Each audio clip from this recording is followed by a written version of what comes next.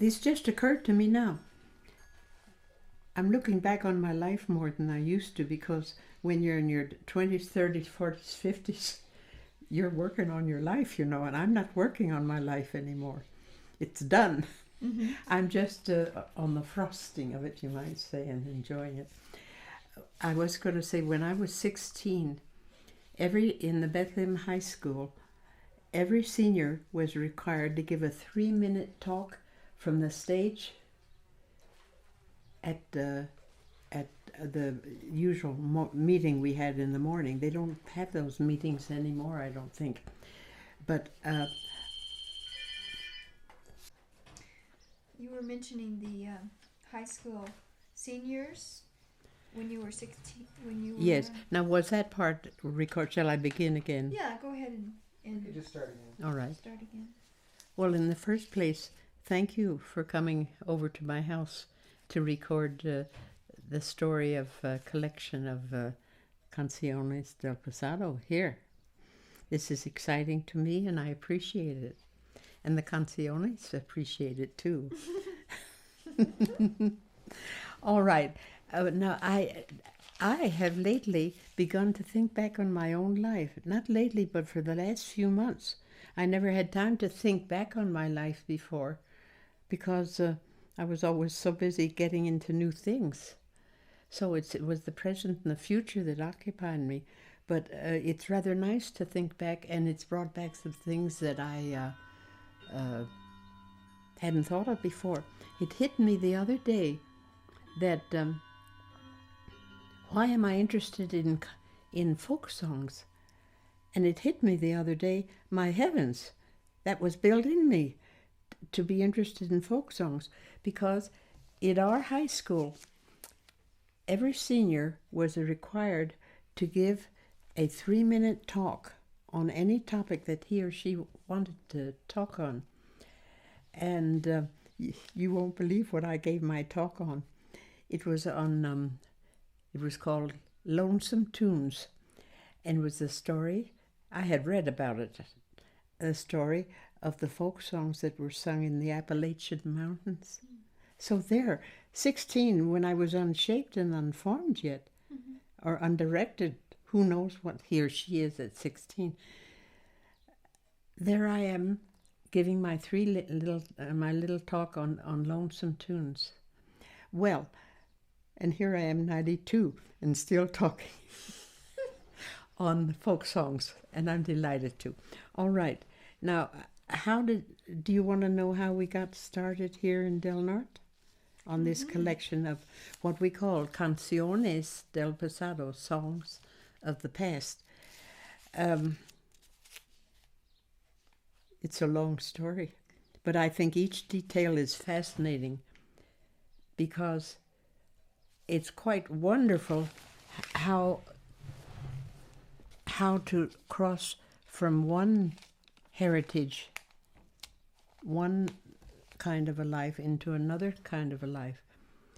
Back in the 1930s, 40s, 50s, 60s, in the San Luis Valley and Del Norte and other places, Spanish people weren't given the dignity and the bow of respect and acknowledgement for what they were, what they did, what their history was.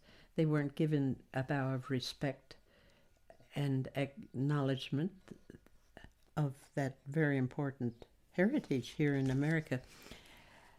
How did I manage to cross over into a group of friends? You see a picture there, the group that made the collection of these songs on the very first page or so, that made this, the saving of these songs possible. You just don't go out, or then you didn't go out. And I was a farm wife then too. I was not a professional. I was very much a Twin Mountain farm ranch wife, baking bread, canning and preserving hundreds of jars of fruits, of vegetables and fruits.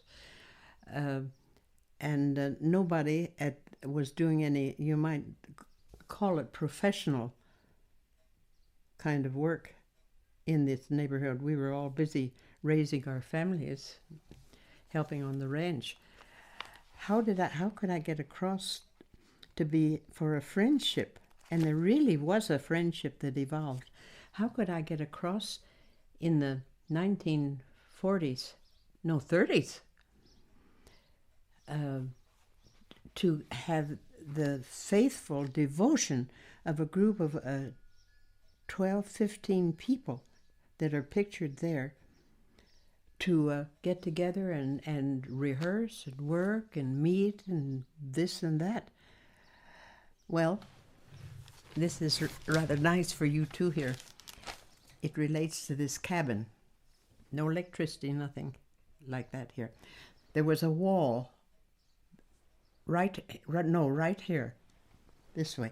And this room was our living room, and the couch, the Davenport, was our bed when we were first married.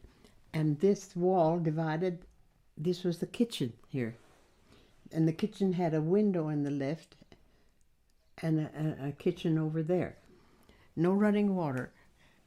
And there was a big iron stove, right, cook stove here, and that cupboard over there was against the west wall. I kept food and clothes in that cupboard. Well, one day, I'm leading up to the songs, of course. One day, my husband was going to put a new 9x12 linoleum rug on the kitchen floor. It was just a board floor. And as he needed help to lift the stove to slide that rug underneath.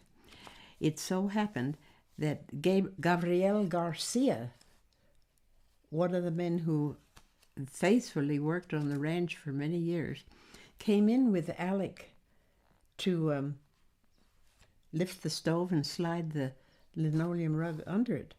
Well, I, the happy housewife, was whistling a song that I had learned. It was called Pajarito Amarillo, Little Yellow Bird. It was a song brought up from from New Mexico, here. Now, why did I know about Pajarito Amarillo? It so happened a school teacher, Eluirio Gallegos, up here at a country school at Agua Ramon, had written out, he was an educated man and he knew how to write out music.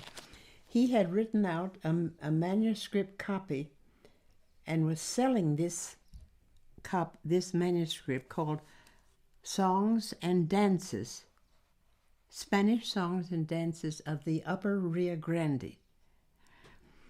He had written out the melodies and the titles, no verses.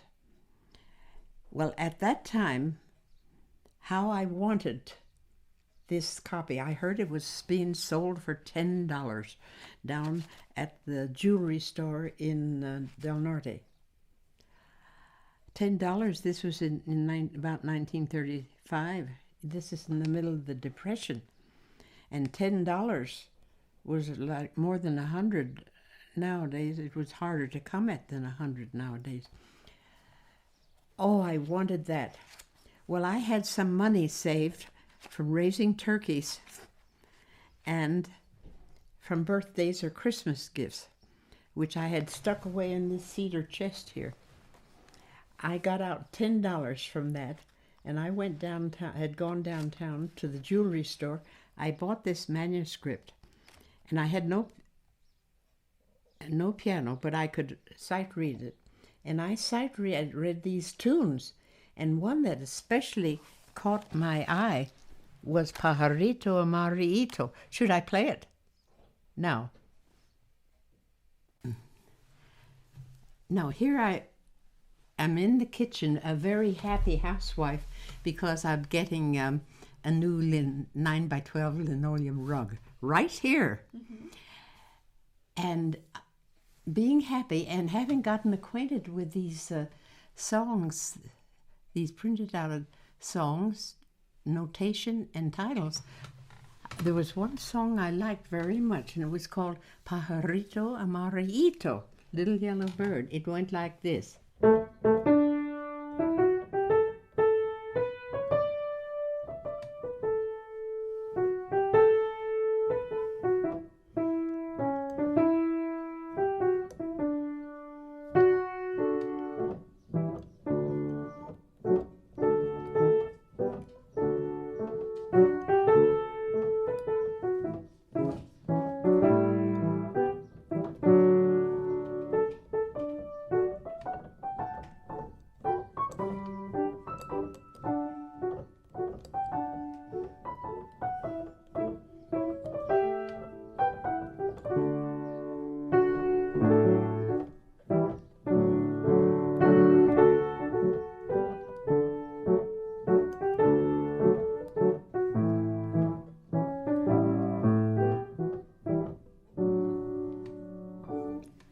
Well, I'm whistling it, not paying any attention to the men. No, shall I go back there? I'm whistling this pretty tune that I just played for you. And going back, it was taking the men quite a while to do this, of course. Bring in the linoleum and move the stove or lift, jack it up or whatever they did. And I'm not paying any attention, especially to my whistling, except I was happy and doing it. But as I went by, Gabriel Garcia's face lit up in a beaming smile. And as I went by, he said, "Pajarito Mariito." I didn't know Spanish at that time, but Alec explained to me, and I could tell by Gabriel's face that he knew the song. All right. That opened the passageway for a friendship with the Gabriel Garcia family who lived and worked on our ranch, workers on our ranch. It wasn't possible then socially or other ways to get in a friendship relation with the Hispanic people, because at that time, back in the 1930s, there was no respect given to them other than as hard workers. All right. Out of that, I felt free to go up to Gabriel's house because he told me this wonderful fact that he and his wife knew the words of Pajarito Amarillo. I had only the title and the music. So I went there to get the words and the music and found out in the weeks or months that followed that they knew two other songs. One was called El Venado y la Venada, the Papa Deer and the Mama Deer, which is a humorous song about Papa Deer and Mama Deer and their troubles. And another song, En las altas torres, in the high towers, which is a love song of a lover who's having his troubles with his sweetheart. It seems like an awful lot of love songs are ones in which the lover is having troubles. So that began a very unusual thing in that time, and that was a contact through these songs. Then the years passed by after. I mean, we'll repeat it. You wouldn't have heard the story. I'm recording that. You wouldn't have heard the storyline.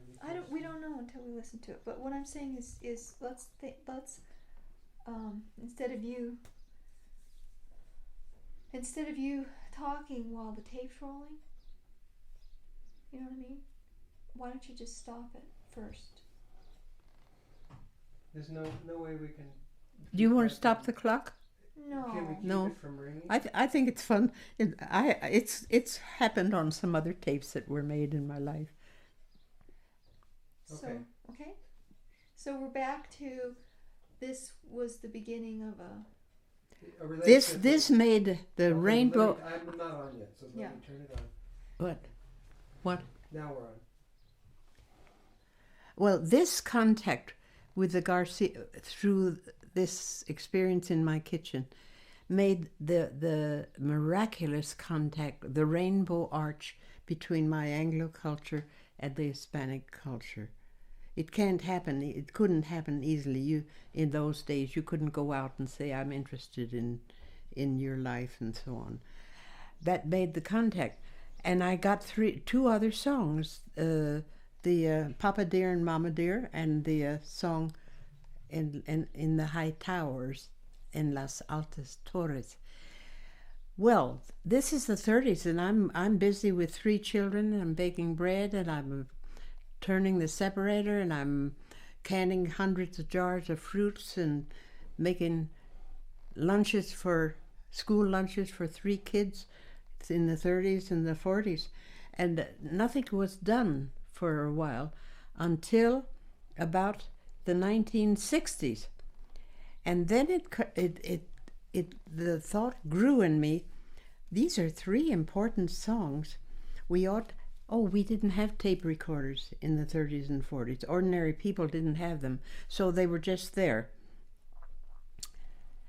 But at least I had the words for 3 of the songs in this manuscript that had no words. Well, it got to be the 1960s, and now I'll just tell you the complete sequence of how come we got to record these songs, which is a miracle. As I don't think we could do it now. In the 1960s, there was a school publication for the schools, the county schools, and the editor of it heard about these songs. She printed them, words and music. That was the first time it got in print. Well, that's a step forward.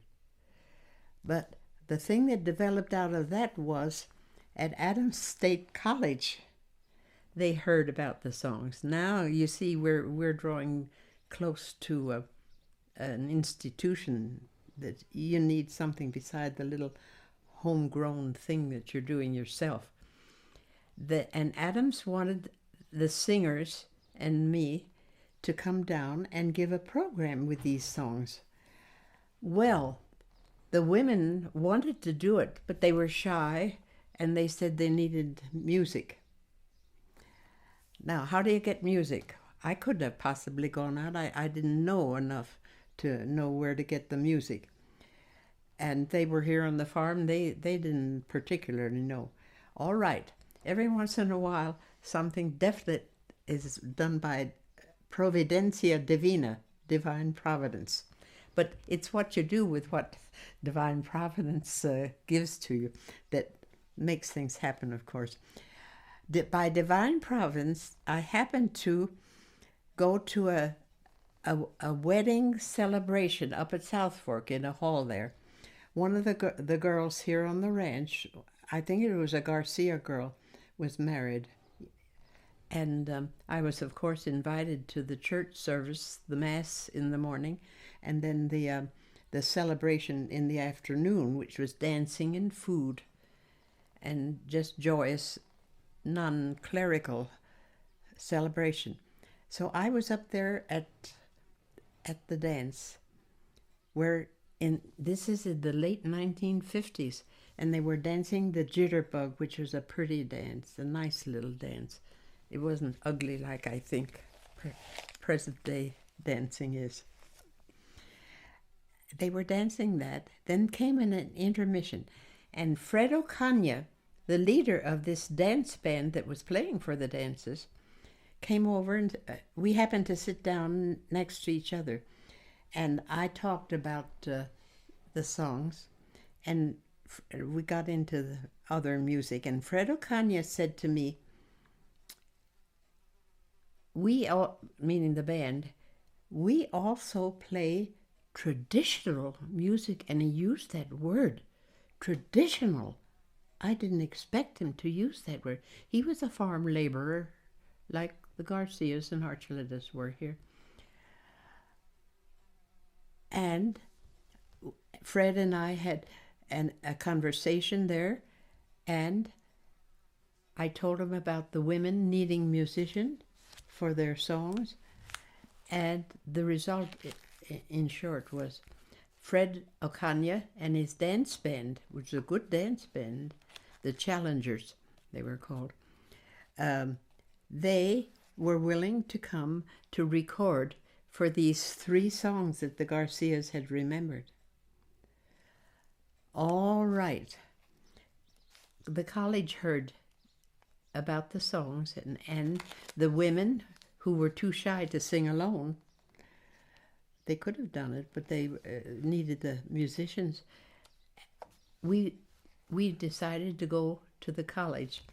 Now, how could a dance band, a successful dance band, get together with neighbors, friends, fellow Hispanic people?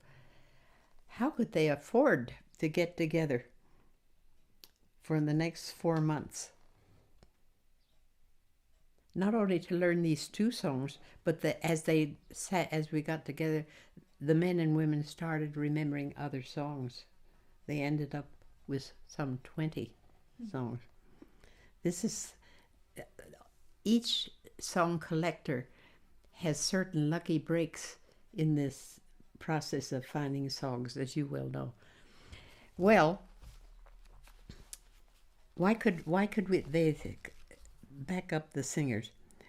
It was January, and by February it was Lent, and in Lent there is no dancing in the Catholic Church, people.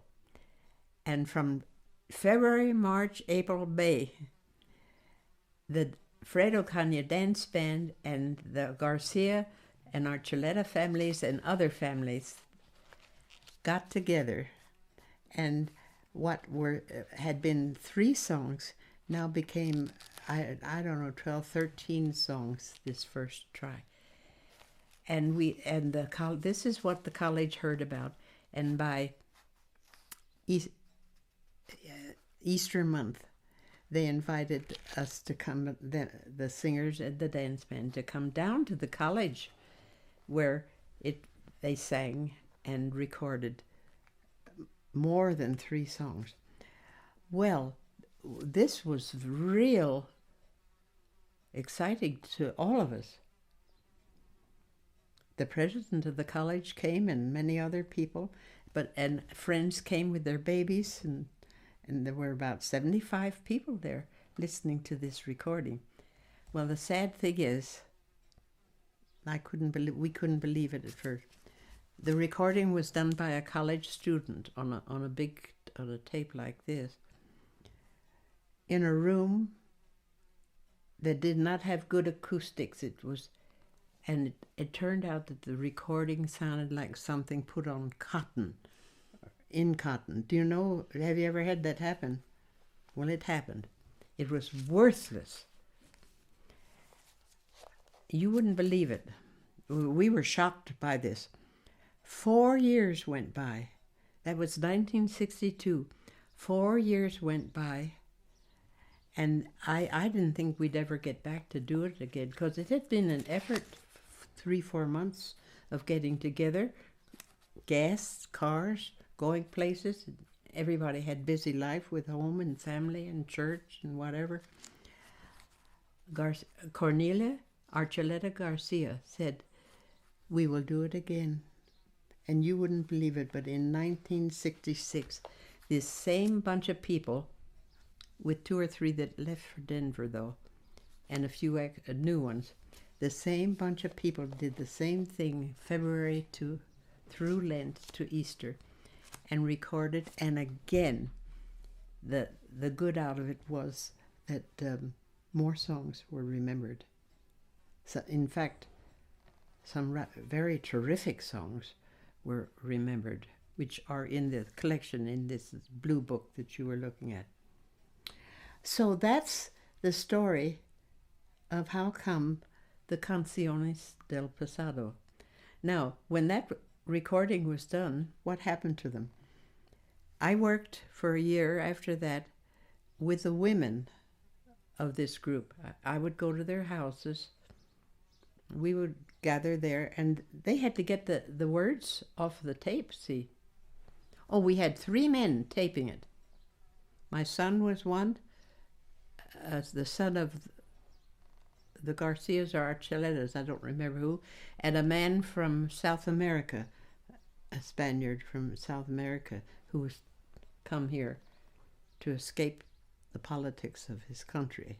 It was Peru or something like that. 3 of them taped it, and a college professor put the best of the taping on a big tape like this. So that's what was done. But that's only half of the story, as you well know. Just on tapes is precarious business, and that's wonderful if you can get at it, but we needed more. So the women and I, with the men helping some, but mostly it was the women and I, would go to each other's houses from here to center and back here to take the Spanish words off the tape. That's hard to do. I couldn't have done it possibly. And that was just part of it, though, to translate it. And so the women and I was learning Spanish by then, and I wasn't very good at translation.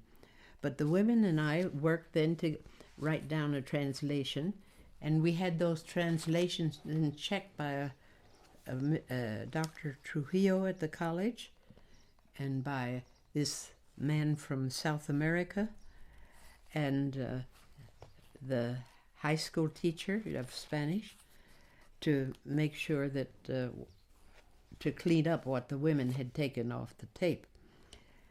And then by then I had this grand piano.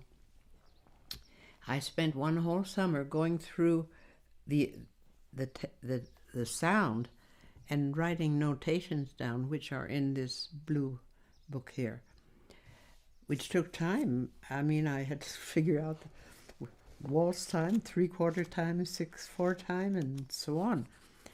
And I also got a friend to type out what had been written down, the verses. So it took hundreds of hours of work. And this volume here is the result of it, with the photographs that I took to show the farm where the tapes were collected, and to show the homes of the people who, they were all laborers, every one of them, to show the land between here and New Mexico, because the land affected the songs and the people. And this was in loose leaf, but thank goodness a librarian at the college had the loose leaves bound into this book. And that's as far as publication went. Anyhow, it was safe, and it was kept in a metal cabinet for 66 from 90, 30 years. And now it's beginning with your presence here and some other things, the break to go over to Pagosa, as well as the public broadcasting radio in Denver had a program with some of them in it. So the songs are coming alive. I mean, they're turning into sound beside just being the printed word. Mm-hmm. That's the end of the story of how come. And it's a mixture of what, as I said, sheer chance made happen, and then of how that chance was used. Thank you. The end.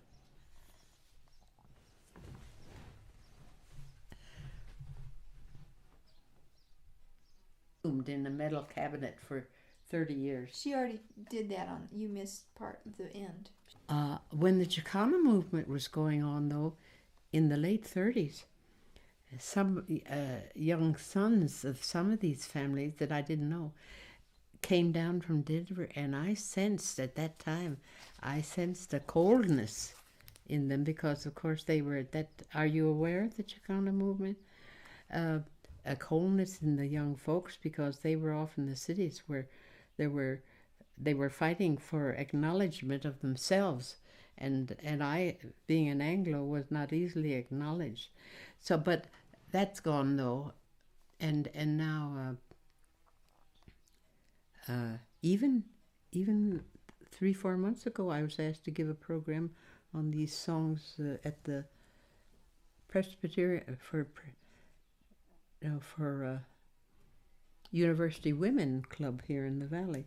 But that isn't enough. It's got to be in print. I wish this could have been published. But when you get to publishing something, that's a big and dangerous and time-consuming job, and I never had the time to do that.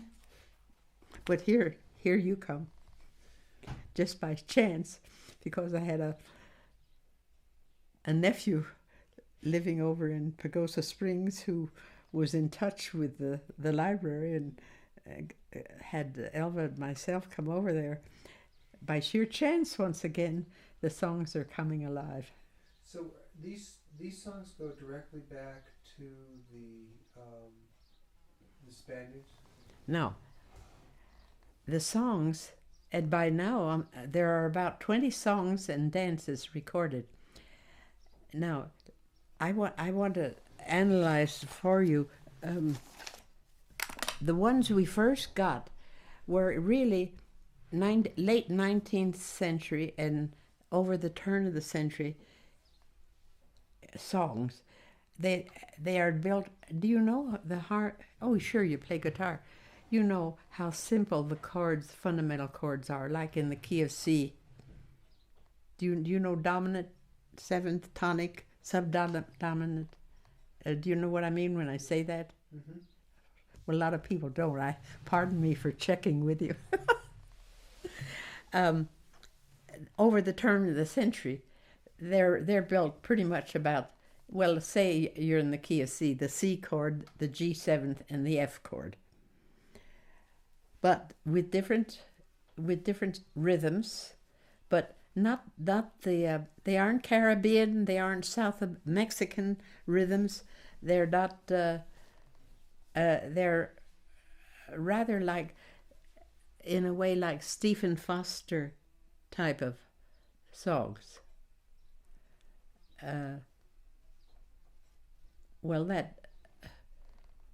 But beyond those, and I don't know when you want me to talk about them or if you want me to comment on them, but beyond those, 2 or 3 wonderful different songs turned up. Should I go into them now, or? Sure. Well, you heard In Las Altas Torres, which begins something like down in the valley so low. You know, it was influenced, but it never got in print.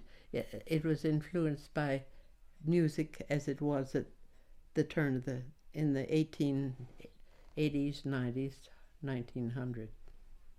But they all have a certain quality to them that makes them different from Stephen Foster songs, because he was influenced by the South. Do you want me to play 1 or 2 more of those now? Yeah, that would be All nice. right. You ready? Yes, I'm ready. Now, shall I play the harmony right at the first instead of just the melody? However you want. They sang in parts without, just naturally. Are you aware that the Spanish people could sing alto and tenor? They don't sing bass, but they sing 6ths and 3rds. Mm-hmm. All right.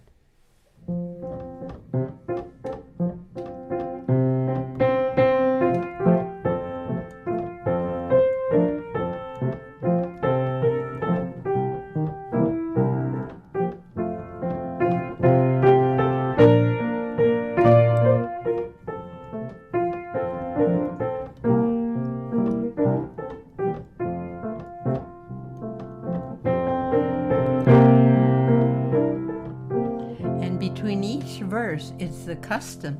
The guitar in between plays the whole song all the way through, and everybody sits and listens contentedly to it. It's part of the business. It's not just an interruption. The guitar, no verses.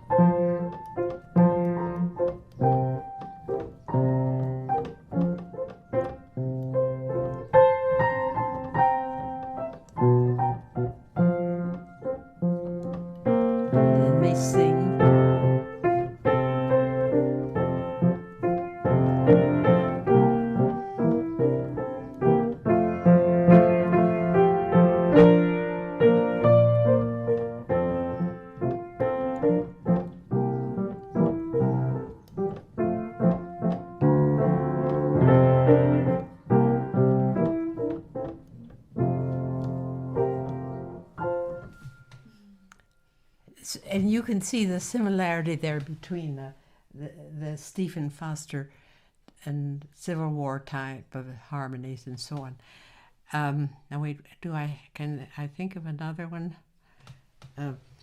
Wait. Well, that's enough to show that type of song. Now, and there are several others.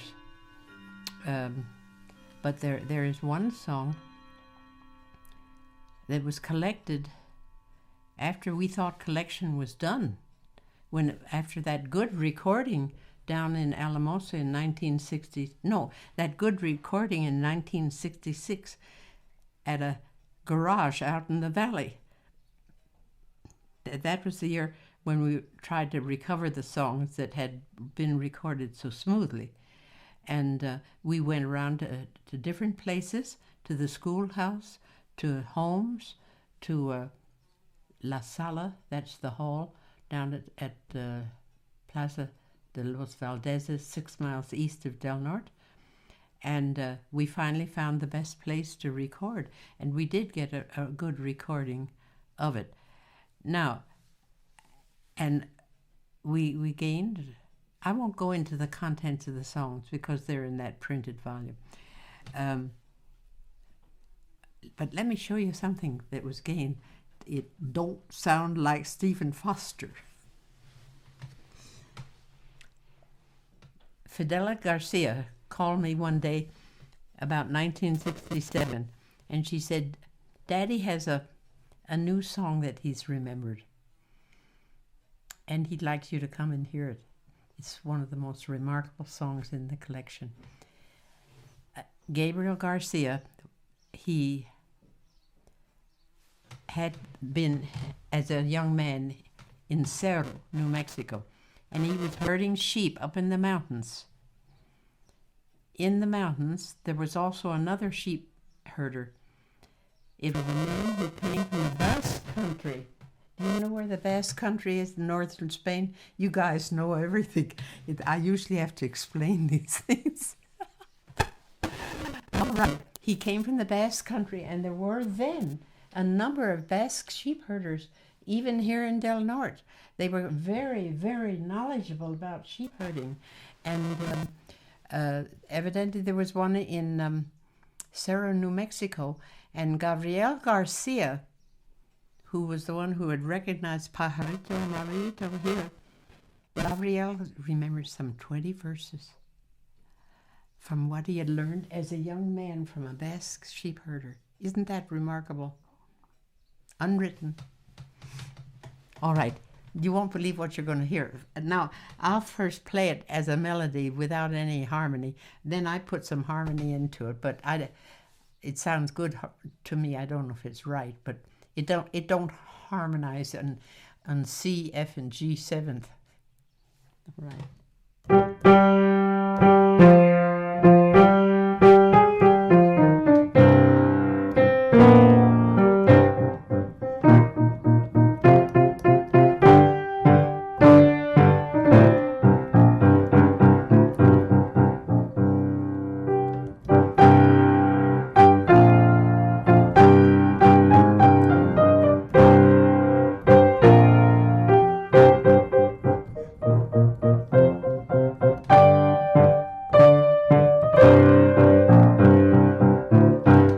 Sounds like Coronado's men, doesn't it? On their horses. It's called El Triste León, the sad lion. And the verses are fascinating. They aren't verses that the simple farm people of Cerro, New Mexico, or the San Luis Valley. They're verses that have a European flavor to them. They're more sophisticated, and they talk about more elegant things.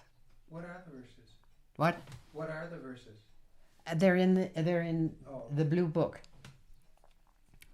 But the first verse, it begins, the sad lion is complaining because of his love who doesn't treat him right. It's like, it's like animal figures even today in Mickey Mouse and so on, human troubles. Well, in the first verse ends, and every verse ends with a repeated formula. I'll play the whole thing, but then I'll play the verse, and the last two lines are, ay mujeres, ay mujeres, ay mujeres. That's all the women, como son, how they are. Ay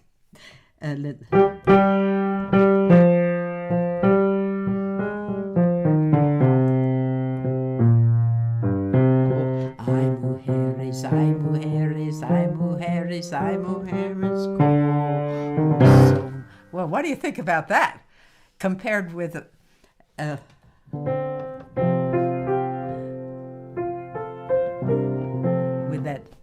other type of song. So the whole collection became far more fascinating than we ever thought. Then there was another one, and I'll do it right here now while I'm at the piano. Cornelia Archuleta Garcia and her sister-in-law remembered the words for a song called Senora Toli y Don Café, and that Elva sang that. That was the argument between Sir Coffee, the city slicker, and Mr. Humble, Mr. Atoli, the blue corn that was ground on a matari. Each verse is an argument where each fella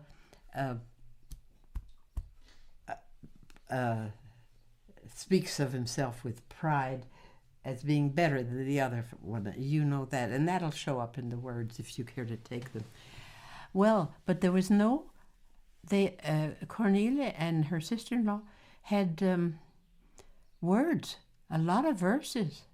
Very, very good words and fascinating words, actually.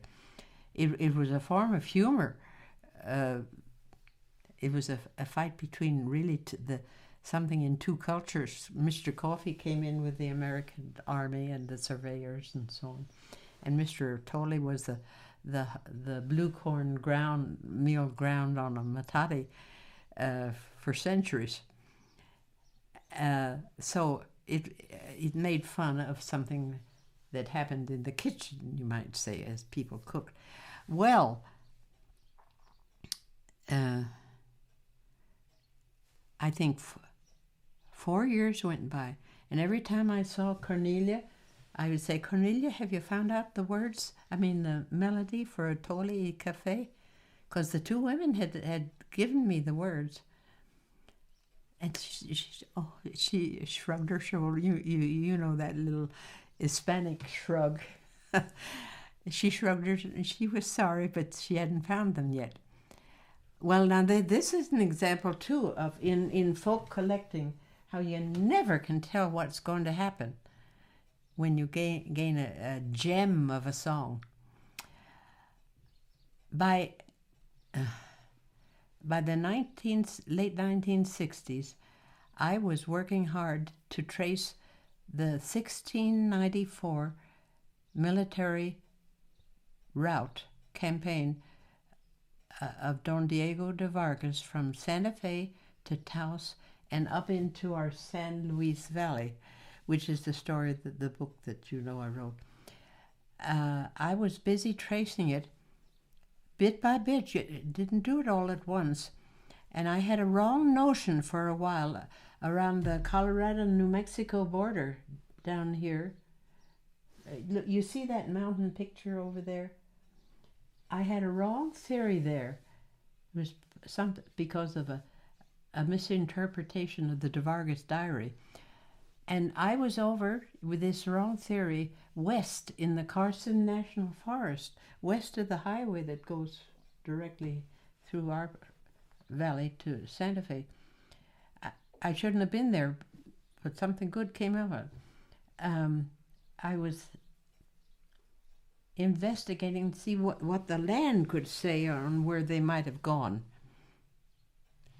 And as I chanced to come in on a little village called Las Tablas, it means the boards. It was an old lumber camp.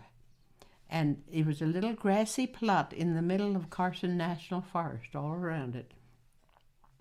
No streets, just a sort of a circular road going around, and the houses built here and there and there. One of the houses had an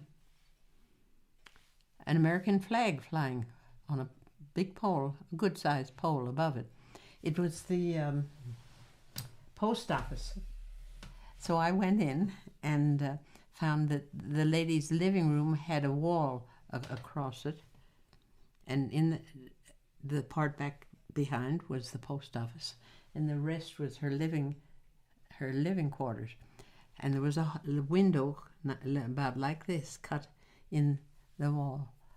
And so I struck up a conversation with the lady, and as I did when I was in New Mexico, to strike up conversations, I sang El Venado y la Venado about Papa Deer and Mama Deer. They always knew it, no matter where it was. Can you imagine in all that empty space, without anything being printed, a song being known that way? So I sang that to her, and that started a conversation. And we laughed about knowing this.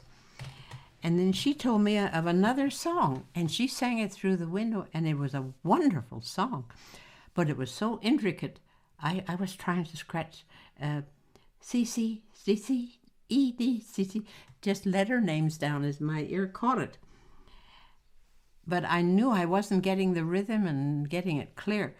So, but it was called El Sombrero Cumbriado, which means the high hat, the tall hat. Well, then we talked some more, and I said, do you know the tune for Senora Toli Don Cafe? She said, no, I don't. But Mrs. She didn't know it. But she said, and I said, I can't get down that tune that you sang to me. She said that I should go to a friend of hers in Del Norte that knew the tune, and by then I said I would have a tape recorder, a little one like this, of course. So, but then she said, this is another song, and here's a remarkable song. You'll hear how remarkable it is.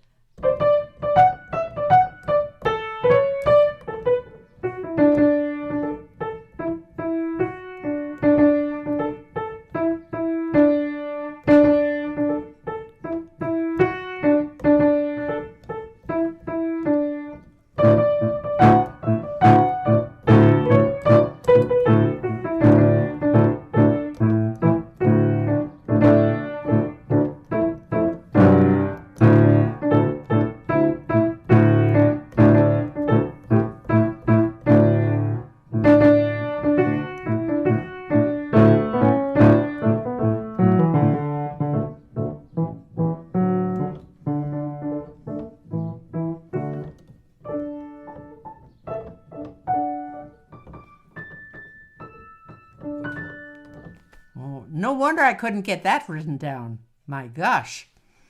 So, a few months later, Mrs. Benavides in Del Norte called me and said she had a letter from her friend, the postmistress, and that I should come to her house and she would sing Sombrero Cumbriado to my little tape recorder. I did that.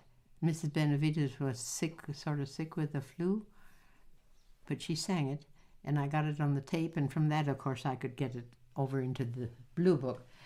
And then toward the end, I said to Mrs. Benavides, who's elderly, I said, I've sure been hunting for the tune of Senora Toli Don Cafe. And Mrs. Benavides said she knew it. And there, to my new tape recorder, she sang the song that Elva Valdez sang. And this was one of the unusual ones.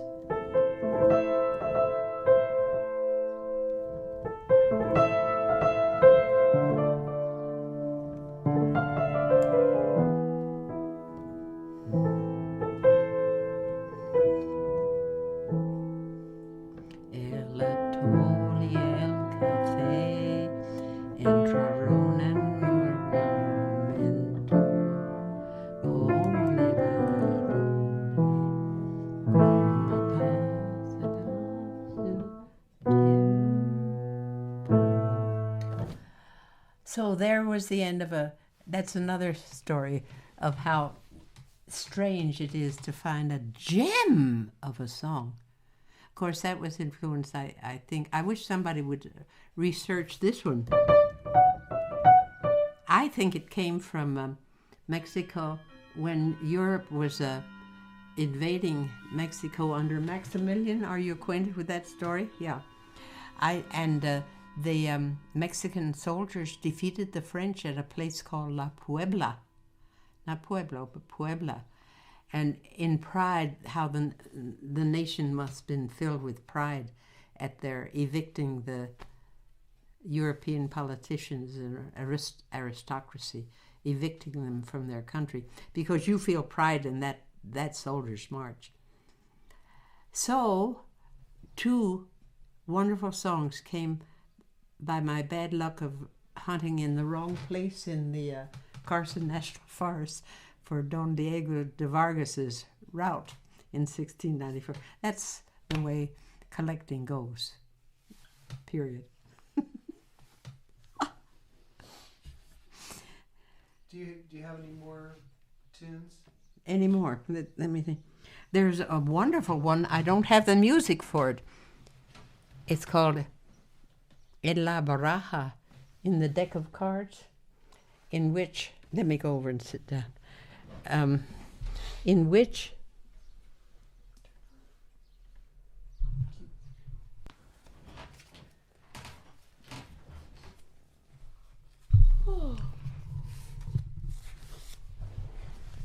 Are we making progress? Yeah, I think we're doing quite well. All right. How are you holding up?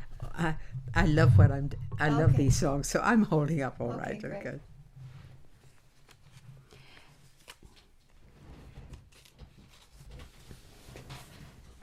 During the 1962 months and the 1966 months of times of getting this group of people together, and I can't begin to tell you how grateful and amazed I am at their devotion to this collection of things. They were people, they were hard-working people, they were ranch helps, they had their church, they had their families, and their own social life or whatever, shopping and all that. And they still, from February during Lent, 3-4 months, they got together to practice, and as they practiced, they found more songs, of course. Then there'd usually be cake and coffee afterwards, so it was a fun thing. But they're faithful, staying with it. I couldn't get over then, and I still am amazed at it. You don't get a group of people like that together every day. All right. Well, one day in a living room at Vic Stevenson's house, crowded with this dance band, of course, had electrical hookups for their music. The room was filled with instruments and the clutter and all that. And one day, a new man, a relative, they were sort of related, or they were friends, a relative of them that we didn't know knew any songs, sang this En la Baraja, and it didn't get recorded the second time in 1966. And I think I have it on a tape somewhere, but you know, tapes are hard. It's hard to find things on tape. You can't go through a book like this and hunt for something and get it. On a tape, my God, you have to spend half a morning going through, you know all about that. Well, I haven't found the melody, but this En la Baraja goes through the card deck. And Cornelia spoke English very well, and she'd sit beside me and she'd translate things, what people were chattering about around the room, what was going on. She told me about what this was, and then later on they wrote it down. And she said it's the passion of our Lord Jesus in the deck. Now this is a strange thing, and I have a strange story to end it with.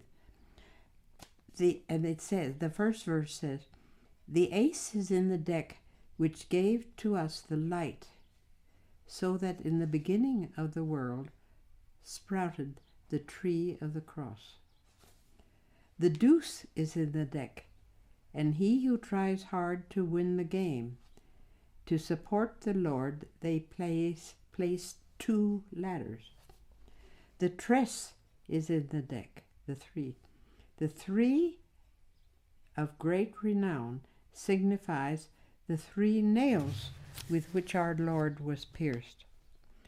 The 4 is in the deck, and of course they'd be going through the cards as this was being sung and said, the 4 is in the deck, and he who stoops to gamble signifies the Lord and his crown of thorns. The 5 is in the deck, the 5 of great renown signifies the 5 wounds in his divine side. The 6 is in the deck, we pray the Sudario, for it is a hard road to arrive at Calvary. The 7 is in the deck. The 7 of great renown were the 7 words that Christ spoke upon his cross. Now they don't have, they have an 8-9. The Zota is in the deck, and it they play with great desire. They said that it is the Jews, but it was the Pharisees. The 8 is, that was the 8. Now the 9 is the horse. It is in the deck, also he who mounts it. It signifies, they don't have a jack in the Spanish deck here. It signifies the blind lance bearer who gave the blow of the lance to Christ. The king is in the deck, and they guard him with great caution. It was he who condemned him at the house of Pontius Pilate. Now, and this is typical of a number of songs. He who composed these verses never read a first-grade book. Here I leave you my name. I am Panchito Garcia. I do not sing farewell to you because I did not bring it here. May it be left to the Eternal Father and to the Lord of Mapami. What a shocking, from another culture, what a shocking thing that is to many people. In fact, some people felt it was awful to use cards, which is usually like the rosary or like the Stations of the Cross. Do you know what they are? They're the photos of the progress of Jesus the day he was crucified. All right. Now, there's another story to this. By chance, the Presbyterian minister here in Del Norte came to visit me one time. I wasn't a devoted person to I helped the church years ago with music, but I've dropped from it since then. It's too confining for me to stay with them. But Reverend Derek was here, and I told him about this because he was a minister. I was curious to see how he'd react to it. Did he react? He said he knew that song. When he was a young man, he was in the army, and they were stationed in Panama. And one night in Panama, they heard singing from a camp nearby. This song was being sung, and it was being sung by soldiers from New Mexico. That brings the goose flesh out on my arms. That instance back in maybe the 1920s or 30s should by chance be carried here to Del Norte by Reverend Derek and told to me here in my living room and about a song that by chance came up as we collected. Mm-hmm. All right. So that was another unusual one. Now, I have a couple questions. Yes. In your collecting, in your collecting of the New Mexican folklore that was originally Spanish, have you come across anywhere any indication that some of these families that actually came up through Mexico, originally from Spain, and then traveled up to these fertile areas mm-hmm.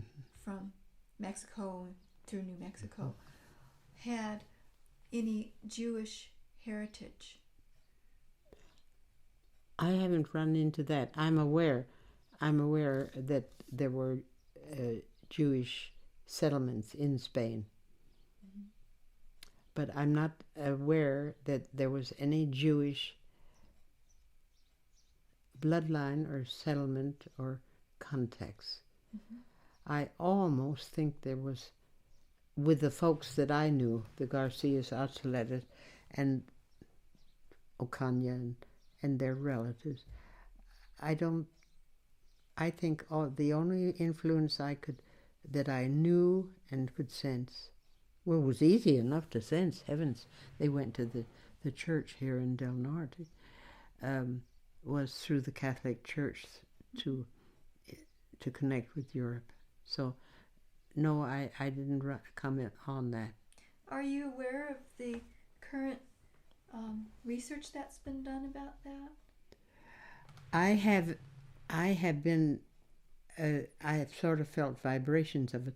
I haven't heard anything enough to know. It's pretty fascinating. This is more mm-hmm. in the Santa Fe and surrounding areas, but yep. what they've been able to document now. Yes, I think I may have heard of that on a documentary on television, mm-hmm. and I don't know. But I do know that at Fort Garland and at Costilla, there sometimes was a Jewish peddler or a merchant mm-hmm.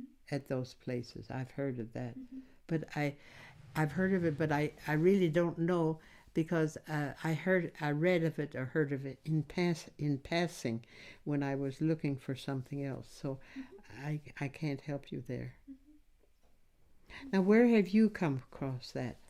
Well, what happened is that in the northern New Mexican area, they discovered that some of the people remembered, let's say, their grandparents doing some different ceremonies that it would be all secretive. Yeah. They would light the candles. Yes. What are those candles called, Paul? Sabbath? How do you say it in Hebrew? Oh, the Passover candles. For the Shabbos, for their, was it Friday evening? Oh, yes.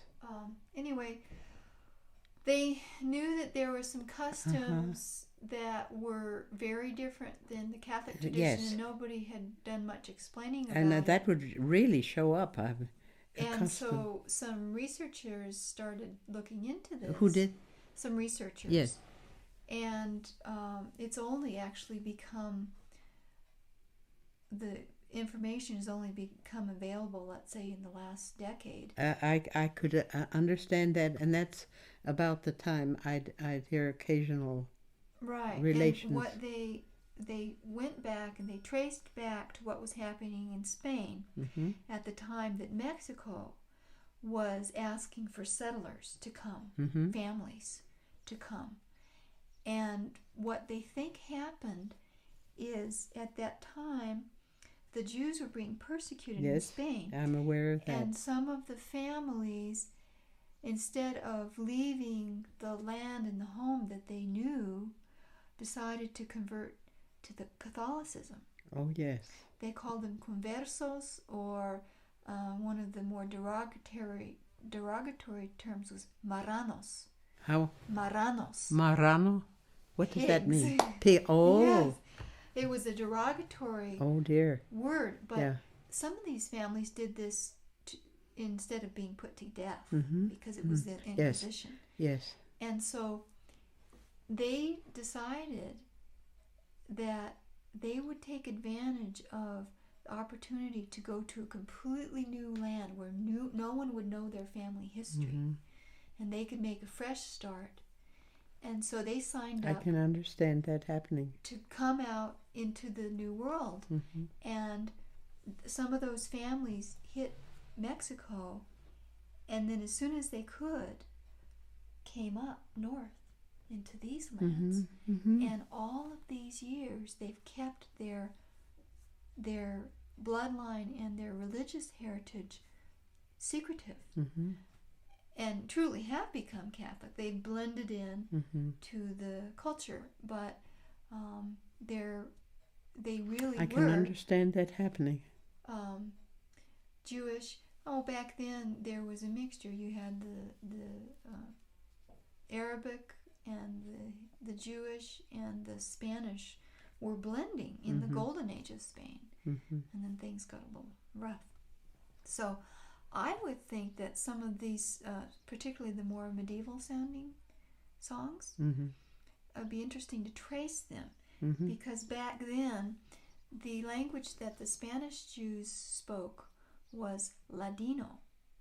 And Ladino is a mixture of Castilian Spanish, Hebrew, and Arabic. Oh. I sing songs in Ladino. Oh, It's do still a you? living language, Oh, yes. because as Ooh, the that would show if you were really a scholar in languages. well, some of these songs, like the Tole and Café, and some of the older songs that you say have a different kind of interplay in the words.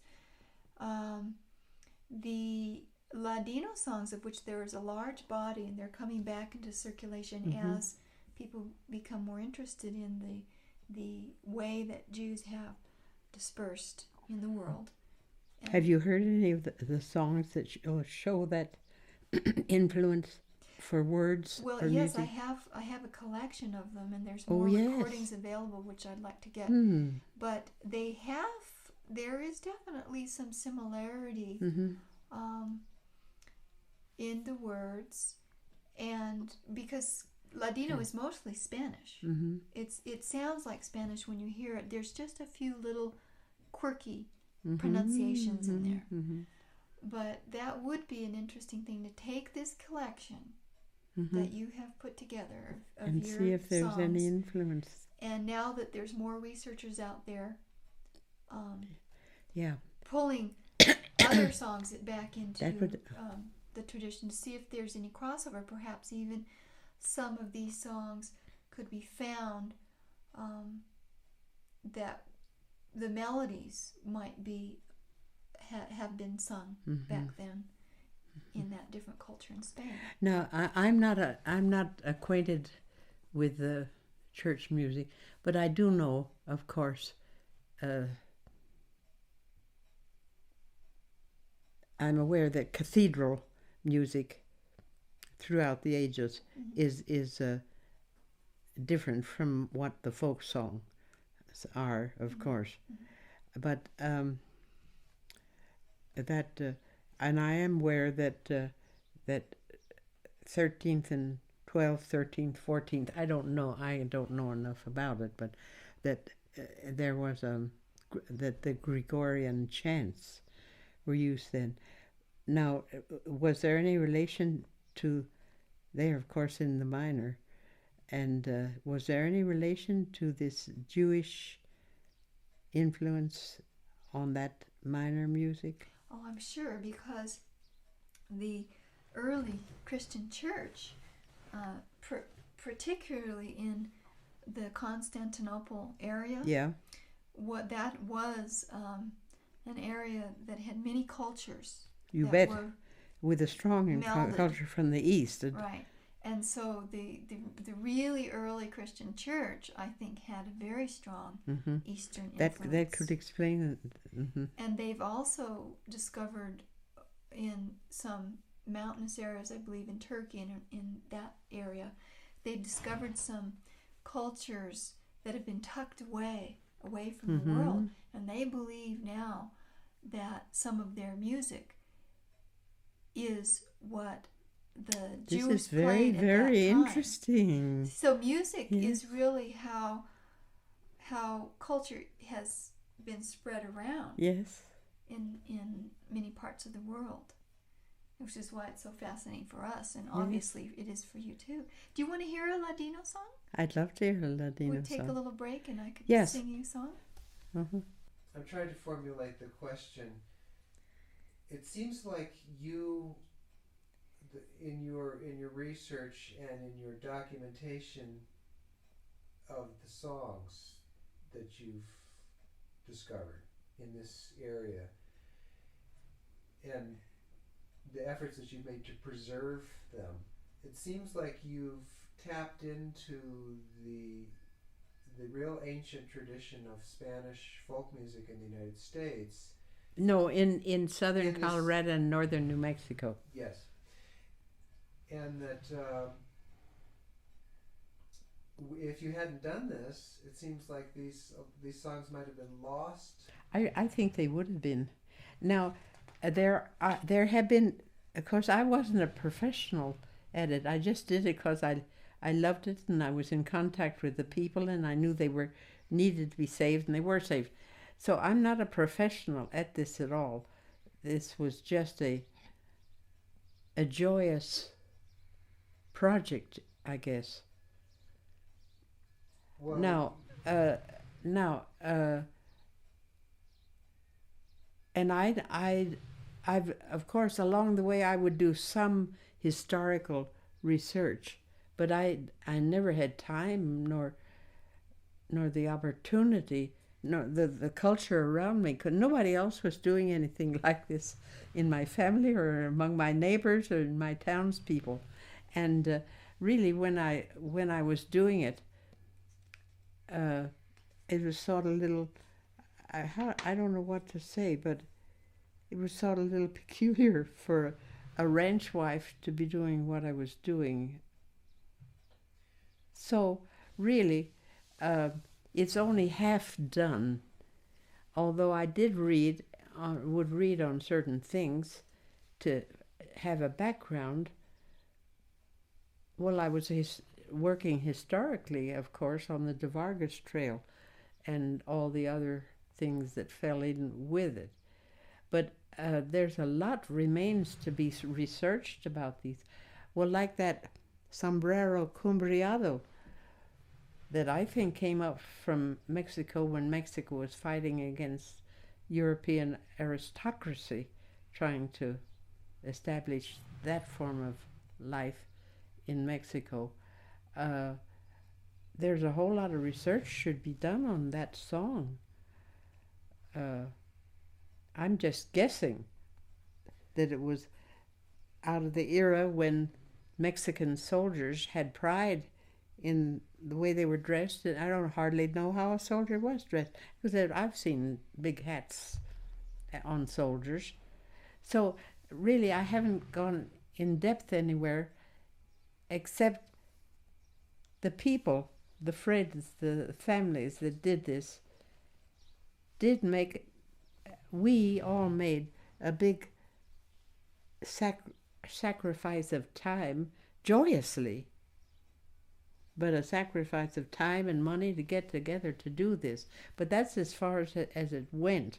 Now, is that what you're fishing to find out about me? Also, I'd like to follow that up with another question. It seems like when you started doing your research and coming across songs, is it true that within the Spanish American families, they were no longer passing these songs down or using them?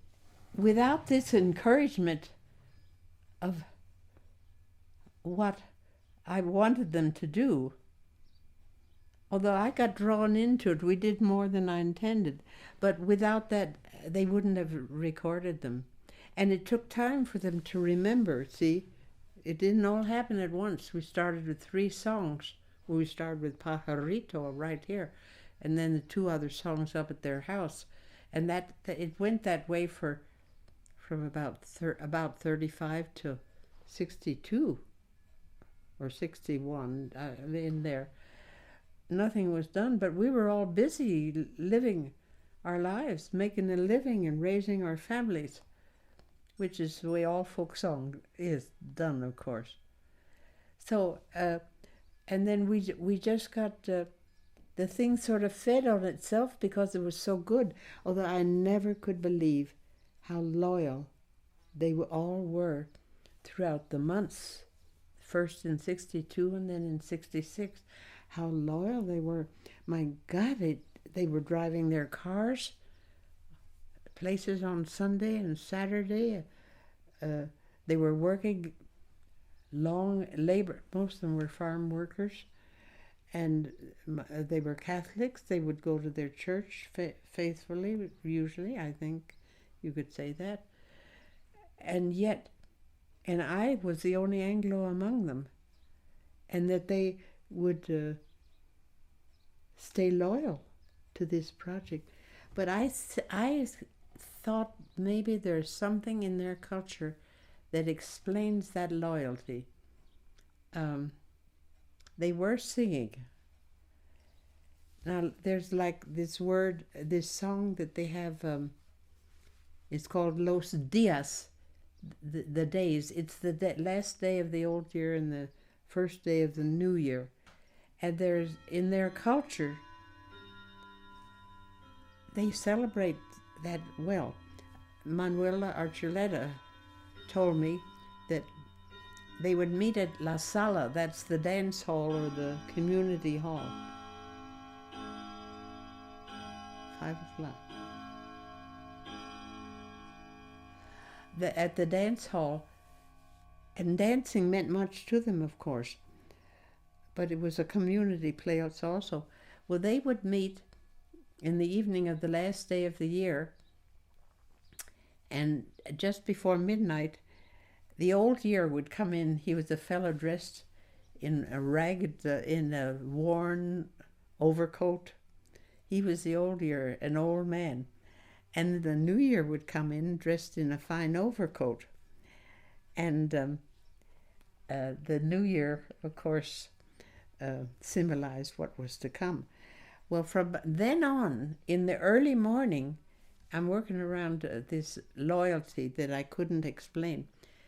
The men would go out from La Sala and they'd visit the houses of the village, and they would sing a song of greeting. It's in this blue book under Los Días, a New Year's song of greeting to the king of the house and the queen. That is a lovely, touching, social, gracious thing to do. Left that in U.S. culture, I don't think in a folk song you'd find a gracious title like that given on a certain important day to the man and wife of the house. And to do those songs, to do that song and other songs, that meant they had to get together other times in the year to learn those songs. And that they would go singing until about 10 o'clock in the morning. Well, I thought, oh, maybe that's underneath that devotion to a custom in singing is what makes them be so faithful in recording, in saving these, and getting to rehearse. They didn't just suddenly pull these songs out of nothing. It took time to remember the verses. It took them with this dance band that had a beat like this. The dance band didn't give up on the beat. Fred O'Connor's band, no retards and no no uncertain entrance into the song. They had to really be there. Well, that took rehearsals to be able to fit into that unforgiving beat of the dance band.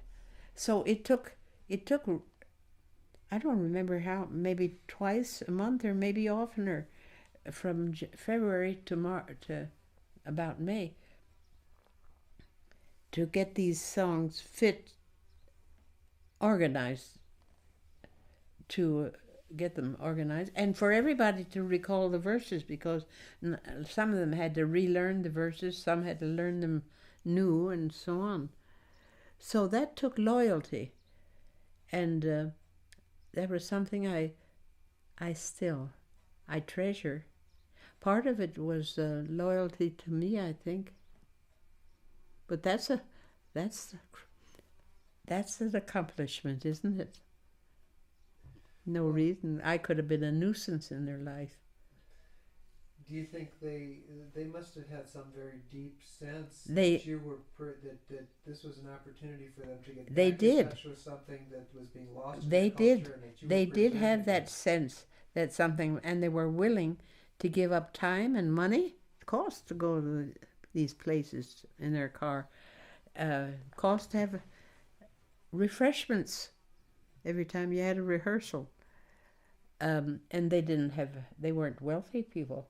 But yes, they too felt they were saving something. But back then, by now, it's amazing what they saved. But this is 30 years later. Well, did this project bring back to life the singing of these songs in some of these families? In the families? Passing them on? Now let me... it must have, but I wouldn't know about that. But, they were up against rock and roll, which came in the late 50s here. And the radio. Everybody was probably listening to the radio. Yeah. So I don't know how much influence it had on the children and young folks, teenagers. They don't especially value what the older ones are considered treasures. Say, where do you see that fly? Everywhere. Everywhere. Everywhere. He's on the move. Listen, I tell you, where the place I have best chance to catch them, I keep a tissue napkin over there between and when they're in the when they're on the window, that's better than a fly swatter. The napkin. Have you ever used a napkin to get a fly on? Well, remember that. Okay, I will. It's quicker than a fly swatter. Did you know, was Elvin Valdez's father one of the musicians that you worked with? No, I didn't know them then. You didn't know him? Mm-mm. You never met him? No. The musicians were from the Delnard and the center area. I was never clear where some of the musicians. There were Fred O'Connor himself played the bass viol. He was from center. He was the leader. Augustine Pena, he played the guitar and he sang. And I lost track of who the others were. They went off to the city, or I never met them again when we were done. Try that napkin, that white paper napkin on the window. You'll be surprised. He keeps moving. I hadn't noticed them. I notice them when I'm over there on the Davenport. I hear him. We were just afraid it'll pick up in the microphone. But I haven't seen them in the... I must tell you a funny story about flies. We used to have many, many more, I assure you. Mm-hmm. In the old house. And I'll tell you one way to get them out of your house in the morning when there are more, 100 that you couldn't get. There were more then because there were horses and cows all around the house. You open up you pull down curtains around your house, you darken it, and you open up an east door where the sun is, and the flies go out to the sun. But there was another thing. Let's see. Oh, what my brother who came from on a visit from Bethlehem, Pennsylvania, where things were more civilized. He said, back home, we say, "Hey, get that fly." Out here we say, "Well, the flies aren't so bad today." But of course, I've been talking to you, and none have settled on my wrist or anything, so that I didn't realize they're. There's just one that's. Yeah, all right. That sounds like it, but. I'll get him. But if you watch, he'll go to the window, He and even if you miss him, he'll drop down to escape to the bottom of them, and you can smudge him with this. Well, try the paper napkin. Honestly, it's better because they feel the fly swatter coming. He's just not over here yet. Oh, you're funny.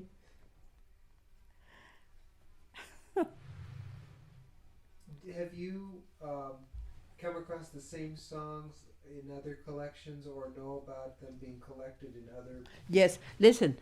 Yes, I'll show them to you.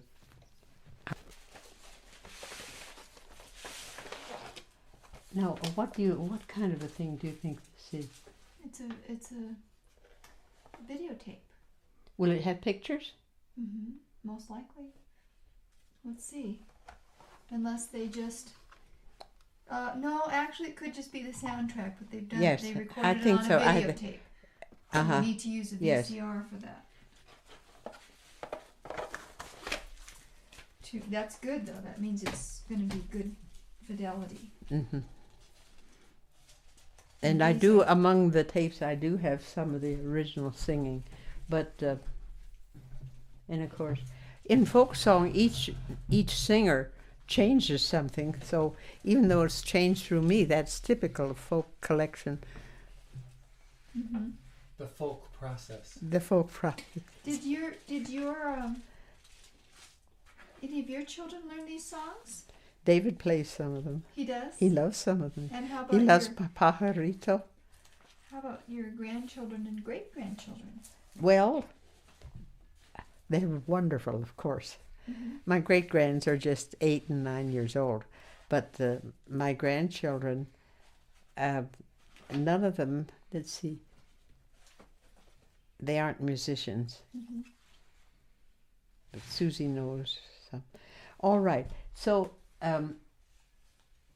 Jenny Vincent has done, well, she's done this, which is a wonderful. Yeah, you had this book. This is the folk dance. Yes. And she's And from Taos? here she is. Yes, she is. Well, no, she's near to Taos, but you might the In that Taos area. Yes. Northern New Mexico. And she did that a number of years ago, Mm-hmm. and she did a through her. I got a lovely recording, an English translation of "Duerme te niño lindo." Sleep, little child. Sleep, lovely child. Mm-hmm. It's a Christmas song in which Mary is singing a lullaby to her children. It's in the Blue Book. Mm-hmm. And Jenny, this West needs Easterners to come along and do things for the West. Jenny even played at Carnegie Hall as an accompanist. Oh, really? When she was very young. Mm-hmm. And of course, now she's a gray-haired lady. But these are. Do you do you have a photo? For records? Yes, a record player. A turntable. Mm-hmm. Yes, we do. So what is she doing now? Is she playing still? Let's see. This Yeah, is she's her now. doing things now. I mean, is she having classes or meetings to teach children? This was 96. Yeah. Recently. Yeah. Mm-hmm. I was given a book signing party up here on the 3rd of February. Mm-hmm. And she came up for that book signing and brought this along with her. Great. So that gives an idea of, she has really turned, you might say she is a professional. But it's because, well, she's active and all that, Mm-hmm. but she was near places that Taos and Santa Fe, Mm-hmm. and she was in touch with the institutions and Mm-hmm. professionals, so she was recorded and all that. Mm-hmm. Mm-hmm. And really, today you're talking with somebody who is just the word, I like the word, aficionado. Aficionado. It's a good word, isn't Mm-hmm. it? What is there in English? Patron? No, there's another, not as dignified as patron. Wait, what is it? I can't think of it. When you're crazy about something. Eccentric.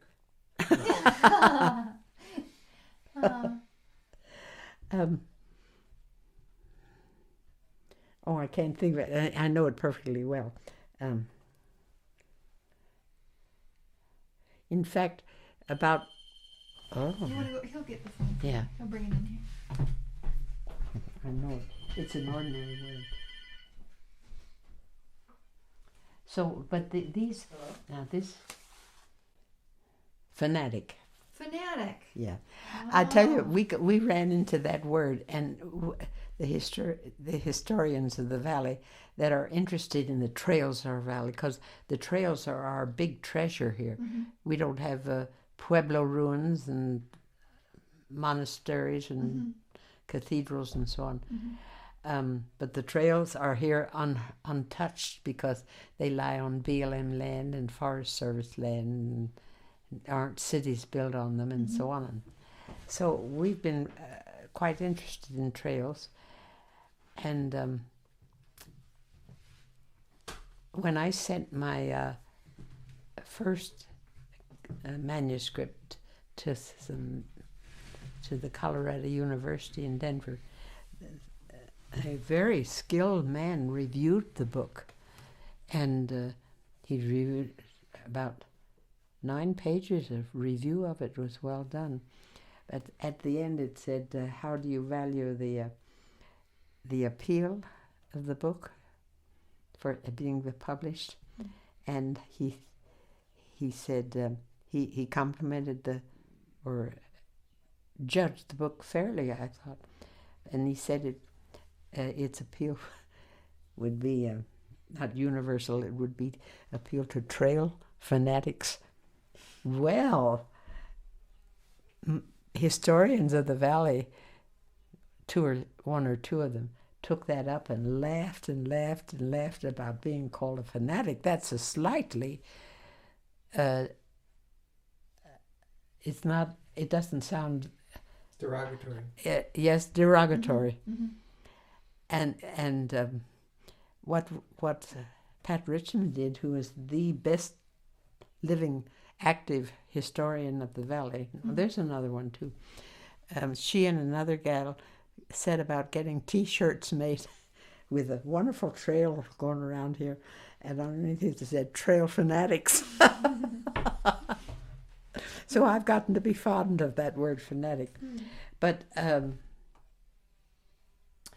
these books are all very good, and some of the songs, and they're wonderfully well written up, and there are a number that are not in our Canciones collection, and not very many have the songs that the people remembered here. Really? Mm-hmm. Now, why do you think that is? There's so many of them. There's just too many to... Hundreds or dozens and dozens. Uh-huh. They couldn't get around to it all. Uh-huh. Now let's see. Oh, here. That's one of my pictures. This was the second time it went public. The songs went public, and here here they are, about 5 of them have Triste Leon with the English and the Spanish and so on. Papa Dear and Mama Dear. So that was a nice going public, but Who published this? the San Luis Valley Historical Society, which is the historical, the only, but it's a very important historical institution in our valley. Mm-hmm.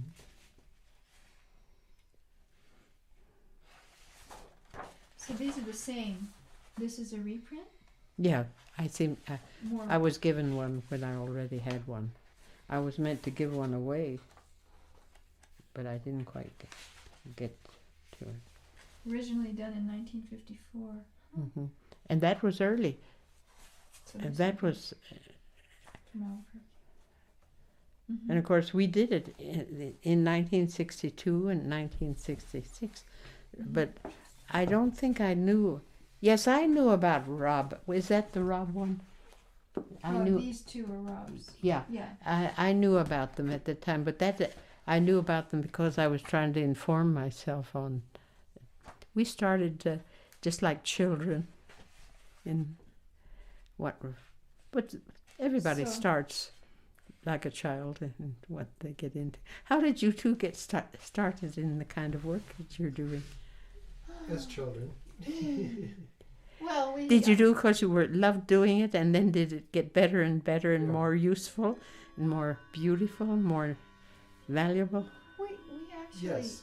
we actually had similar music backgrounds in a way, in that we had music in our school and private lessons. You took piano Took lessons, yeah, we took piano. Did you lessons. know each other always? No, No. just for the last 22 years. Yeah. Well, you smile because that's really not very long. It goes by. Yeah. It goes isn't by. really. It goes like a river flowing. Yeah. Goes like Well, a- it's beautiful how the two of you found each other. Actually, How did you find each other? I mean, you fall in love. I know a boy and a girl falls in love, but musically, how was it? The music that brought you together? actually very much so, because My father was, of course, a professional, and I was surrounded with the best of music in his conservatory, and in the church. Because here, as I said, his choir, a choir of 40 volunteer, they'd give the Messiah. Well, that's good. That's giving pretty good music. And so I was brought up with the best of music always. It was just ordinary life to me. I didn't realize how fortunate I was. Teenagers, you know, they don't. And then my father, I must tell you, my father was the son of a Welsh coal miner who left Wales with his wife to escape the mines, and then he came to Pennsylvania and went to work up at Scranton and Wilkes-Barre in the coal mines before unions, when things were tough. Daddy said they were so poor when he was a child, and this is queer to me, for their breakfast, their oatmeal, they couldn't afford milk. They put molasses on it instead. Evidently it was cheaper, I don't know. But so they had it hard up when he was a child. And when he was in the 5th grade, he had to quit school to go to work in the Bethlehem Steelworks. 5th grade. Well, Daddy became a marvelously educated man, a self-educated man. And I smile about this. In Bethlehem, Pennsylvania, he established the Bethlehem Conservatory of Music, which still exists. He had 7 piano teachers working at his conservatory. He had a cornet player, a violin teacher, and elocution. Back in the teens and 20s, they taught elocution. And he became a beloved very active man in music in the city of Bethlehem. And during World War One, he was the conductor. They had no television and radio then to keep people worked up to a war enthusiasm. They used to get together at a certain place in a park or someplace, have a bandstand built, and then sing things like Tipperary. Do you know Tipperary? Or over there, long, long trail. Sing songs together, and Daddy was the one who led them.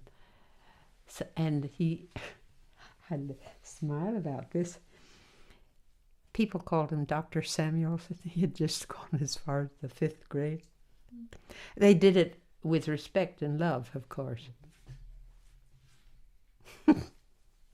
So that's the kind of a home I came from.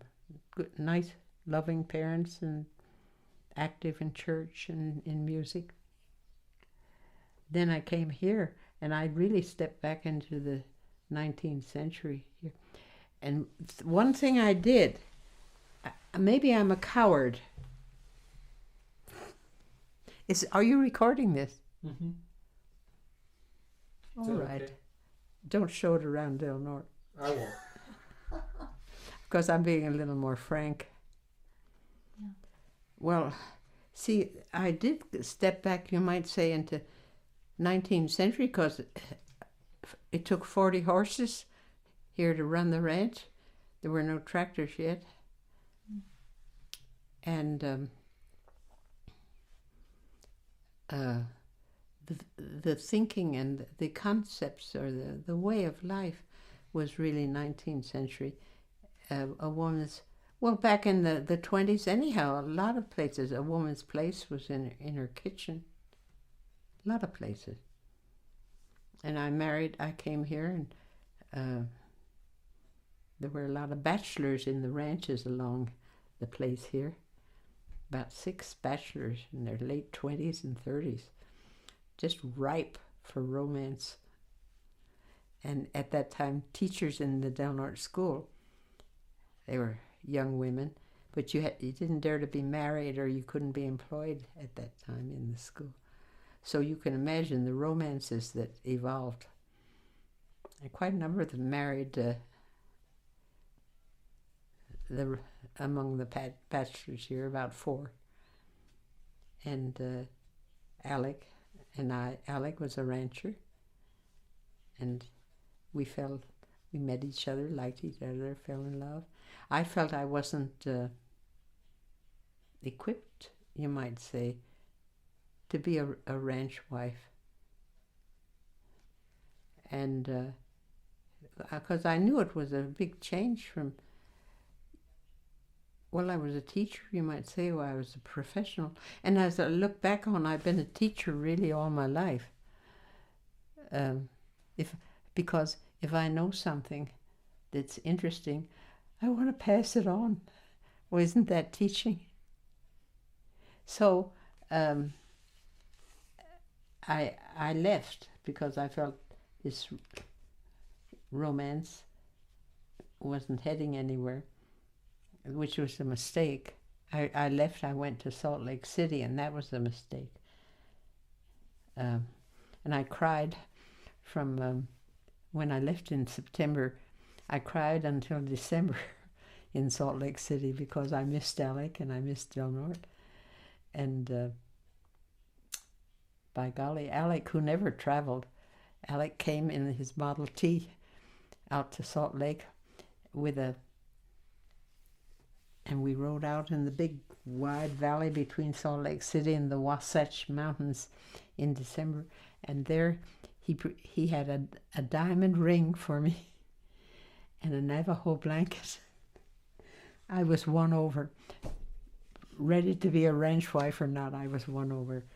And I did come back here totally ignorant about things.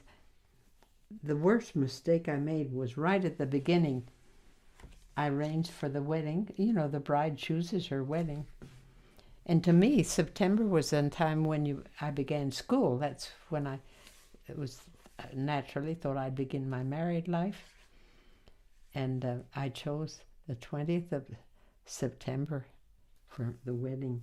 And how the people must have been aghast, the ranchers along here, at a wedding on the 20th of September. They never said a word. We had the wedding.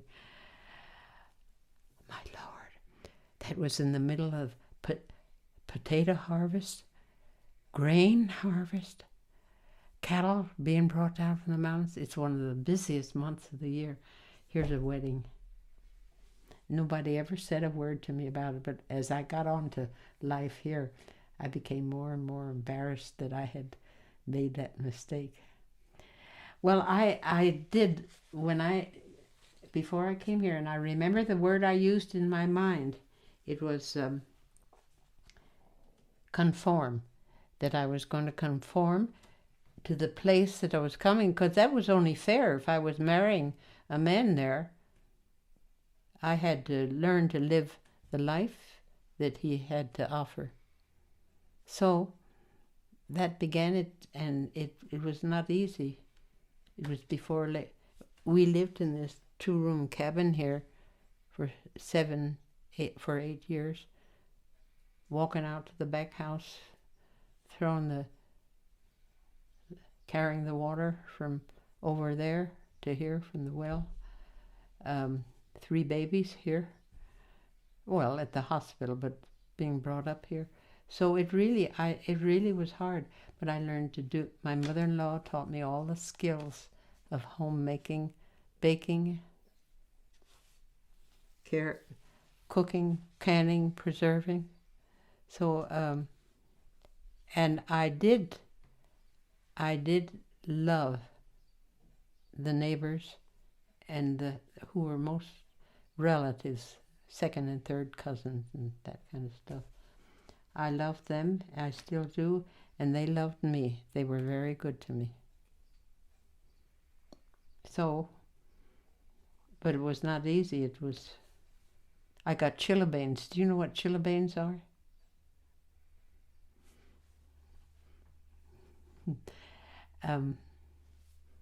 When the first winter that we were here was one of the worst.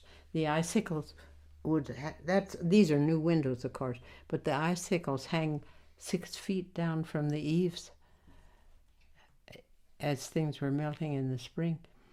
It was so cold that the bags of the cows up on Myers Creek, the milk in the bags was frozen in the cows. And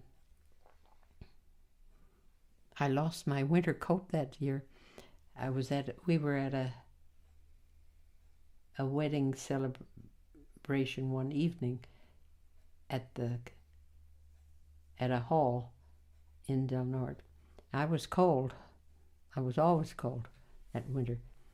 And in my winter coat with a fur collar and so on, I was standing by the stove to get warm. This is the stove. I stood and I scorched the back of my winter coat. So the rest of the winter I wore a spring coat.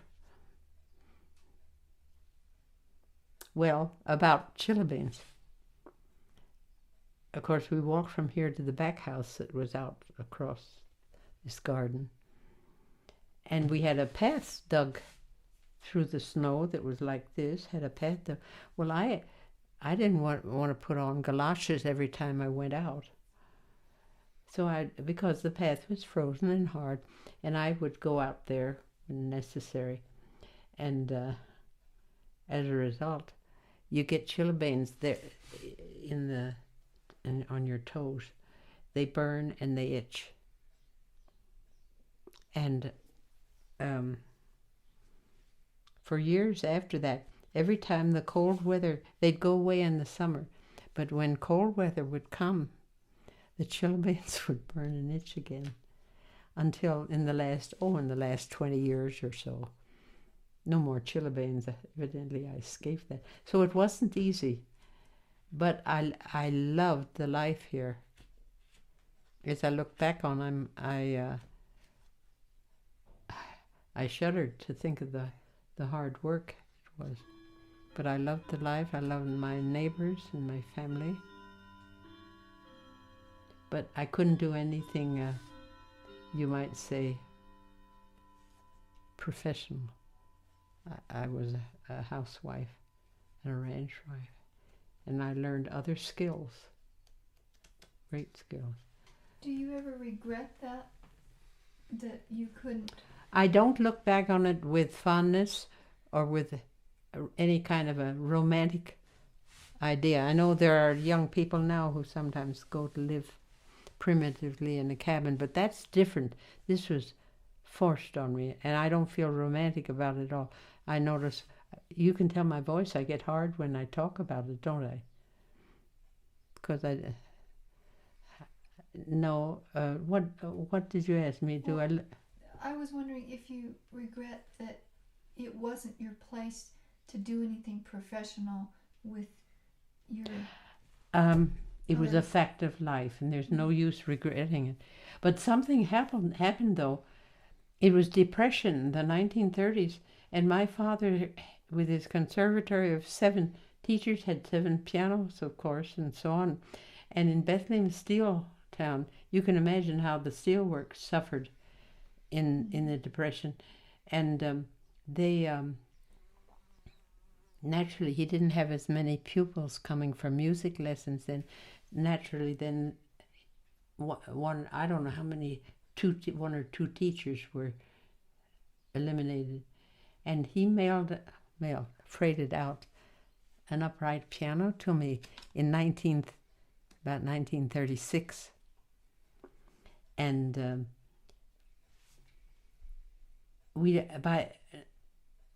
along in those years, my mother and father-in-law, my father-in-law, who was Scotch, he said, they need Alec and I, with our family. We had 3 children. He said, they need another house. We were living here, you know. And they came to live over here, and I went to live in their house, which is not this one. It was the original log cabin, but it was bigger. And life was easier there because it was bigger. But, I was working hard, baking and cooking. But with this piano, and my dear father-in-law, Duncan, Scotch, he reminded me of George Bernard Shaw for his wit and his beard, his looks. He loved it that I could play the Scotch songs, and the piano added something. And so I started teaching my own boy, oldest child, who was about 6 or 7 then, lessons. Well, and of course I loved having a piano around there. And I had to do a number of things secretly because I wanted to preserve peace in the family. And I'm not a fighter. I like to do things. I sneak things in that I want without... I think that's the right way to live, actually. It sounds cowardly, but I believed in keeping peace. And I did manage in the Depression years, when gas was rationed, I managed to go down to Alamosa, 30 miles away, once a month for piano lessons. I had never had piano lessons since high school. And here I was going to teach piano. I was teaching my own boy, and then a sister-in-law who lived across the field, she said, if you teach piano to Alvin, her boy, about 9, if you teach him, I'll do the separator. Do you know what that means? No. That means washing about 20 or 30 discs that the separator whirls around to get the cream separated from. Do you know what it is? But you never had to wash them. Women hated it. You had your kitchen stove with a dish pan on the stove heated with water and another dish pan to rinse it. and you've done your dishes, and then you have to do these damn 30 discs with cream sticking on them and get it clean. Well, my sister-in-law said, I'll do the separator if you teach Alvin. So that was the first pupil. And then another sister-in-law in town said, if you teach Sandy, her boy, I'll get you other pupils. And that started my going to, and it was legitimate for me to go to town because I was earning money. Anything you could do was legit. And that began music lessons that went on through the 30s, 40s, 50s, 60s. And that gave me another creative way to be. And it brought in new friends, the parents of the pupils and the pupils themselves. And I ended up having between 20 and 30 pupils every week, all hour lessons, no half-hour lessons, all hour lessons. Began with 75 cents a lesson. It went up at the highest to $2 an hour. But that gave me independence for money and for friendships and for activities. But it was hard work, along with everything else I was still doing at home. So there, friends, is one of my lives. Mm-hmm. By then I had two lives, mm-hmm. one mm-hmm. back east and this one. Mm-hmm. But then came another life. When my children grew up, went to college, were married, I had more time then. And then is when I started on the historical work, mm-hmm. and the result, the book that got written. So that was another life. Well, on that note, yeah, we better. Let's take a break, and we'll hear about your other life in a bit.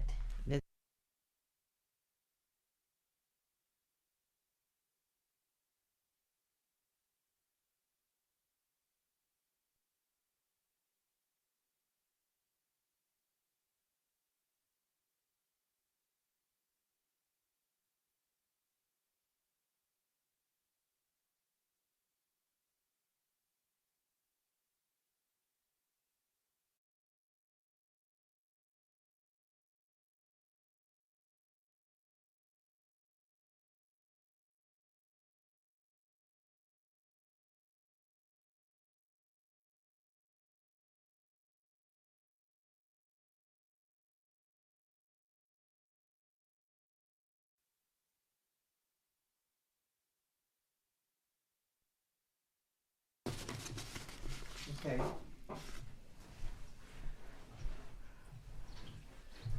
Am I ever saying anything that looks derogatory to people of my life? I don't mean to.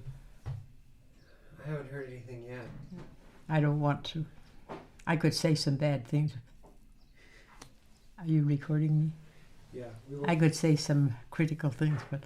Go ahead, say some critical things. No, I don't want to. No, I don't want to. They're people of my life. The dear hearts and friendly people of my life. All right, to get down to it. One of the songs I composed in the 1960s, when I had time and energy to, and the love of where I was living and what I was doing, I did create a number of musical things, and this one is The Ride of Mark Bedell. The words were written by an unknown man, J.N.T., who lived apparently in the 19th century. It's a ballad, and it begins, like a soldier of Fort Garland speaking up.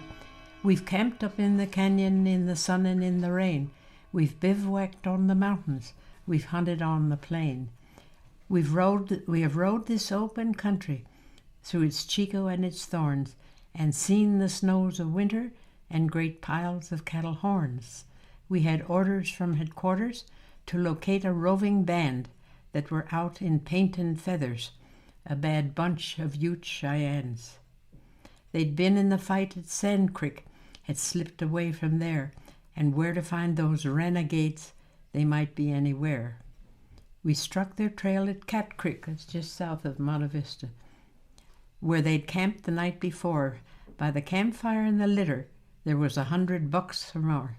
They were riding light and rapid by the hoof marks in the sand, and we followed up till sundown, where they crossed the Rio Grande. That'd be near Del Norte. Well, this is the poem. I'll let you sort of follow as I play it. It's got a good gallop to it. And Cal would sing it, and when it was all done, Cal would he rides from this side of the valley over the 60 miles across to Fort Garland on this ride to get soldiers to save Saguache from the Indians. Cal would, when he had sung, he'd say, "Oh, this man, Mark Bedell, who did the ride, had been they called him a pirate here in Del Norte, but it was a privateer during the War of 1812. Cal would say, only a sailor would use a horse like that. 60-mile ride across the valley." And of course that brought down a great shout. Now, of laughter from people today. I can't see it. I've got to do it partly by memory, and I may have to stop.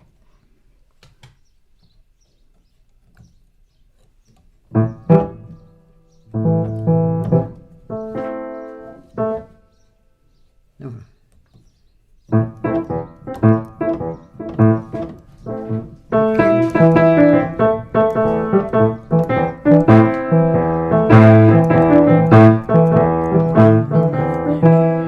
We've rode this open country and the chicken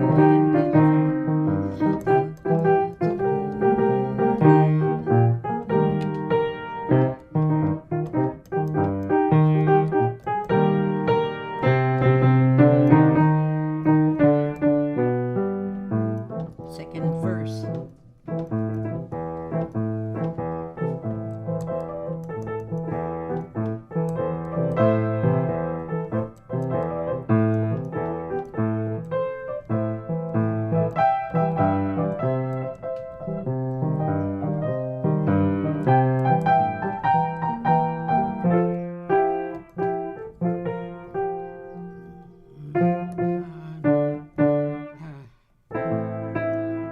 I missed it. Let's see. And then the verses are done, and then here's an interlude, because he's got to ride 60 miles across the valley.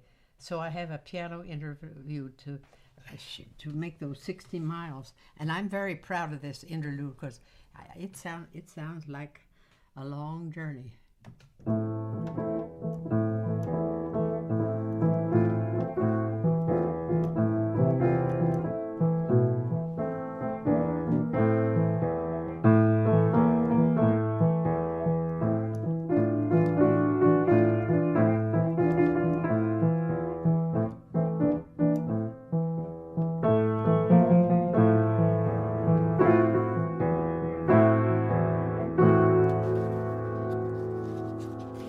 Now he gets to Fort Garland.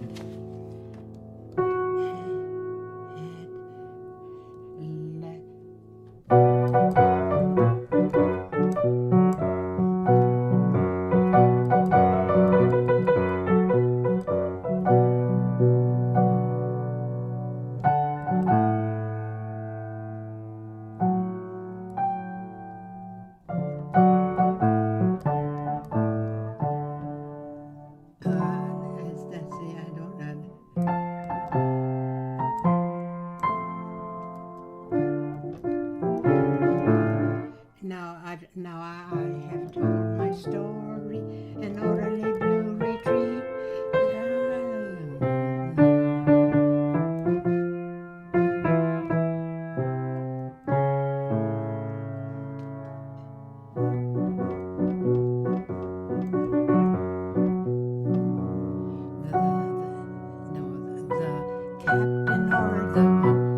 The captain orders all the horses out, so it gets really exciting here.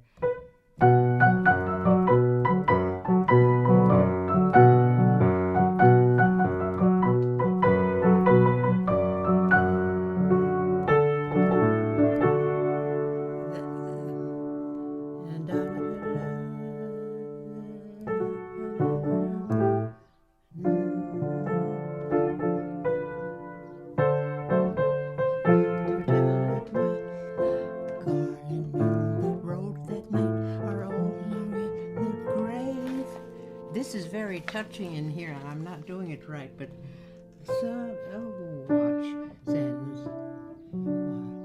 watch sends their monument, for they were true and brave. See, it goes in another key here, and I'm low. The garland men that had the grave, and twine on the brave, are all now in the grave, are all now in the grave. So watch stand their monument, they were true and brave, they were true and brave, they were true and brave, true and no.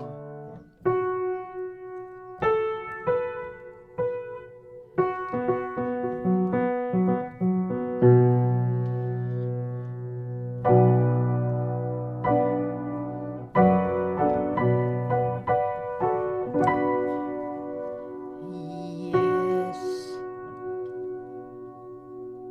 they were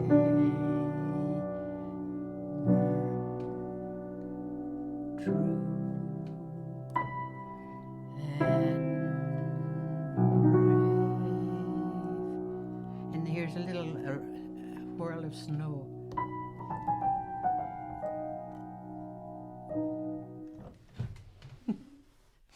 All right, so that was a ballad. You wrote the music. Yeah, and the words, I wrote some words, some extra verses to have them go across the valley. Oh. But they sound like the same thing, and I have an asterisk there. And of course, I'm sorry that I stumble so, because it loses the push of the thing. It sweeps through better than I could do it, and I can't read it, and I can't remember. It's not hard to do, but then, now let's see. Then I was so in love with the mountains that, let's see, better put this over here. I wrote a poem, and along the way with the poem, I set. Why don't I'm stumbling around now, That's okay. and I'm hunting for a good copy to show you. So you did the music and the words? Yes, and these words, I'm looking for a copy with just the words.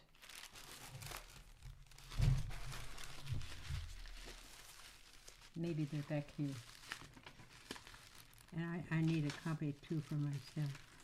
And this, I'll be messy at playing this, but this is good. I would do things, and I never went beyond what I did. I never had the knack of finding professionals to carry it on or get it published or something. Mm-hmm. But I'll give you an impression of this. I don't see, just words. 10,000 plus 4,000 high? Yeah. Is that what we're doing? Yes. I did. Anyhow, I'll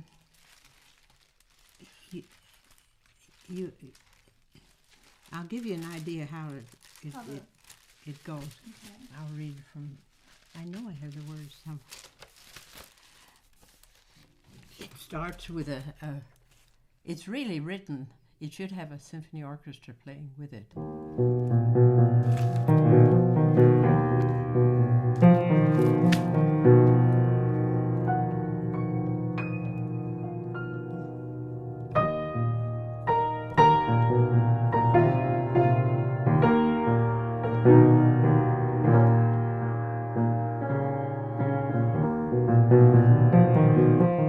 Okay, it goes like that. And the words are 10,000 plus 4,000 high. No. Far away and lost to me is a land for which my heart cries. Is the country for which my heart cries. A river and its wilderness. You all know about this, of course. Lying neath Colorado skies. Over river born on mountains, 10,000 plus 4,000 high. It's hard to believe, but true it is. 10,000 plus 4,000 high. And then the music breaks, and it goes on to where white and lonely snowbanks are, the first clear waters fall. The cold clear waters fall. Where sunlit alpine meadows are, the grass grows green and tall. The grass grows green and tall. Where mists and sprays, the dipper bird sings in the canyon's thundering roar, through all that thundering roar. And high above the purple range, the clouds of summer soar, the clouds of summer soar. No, that's only page 3.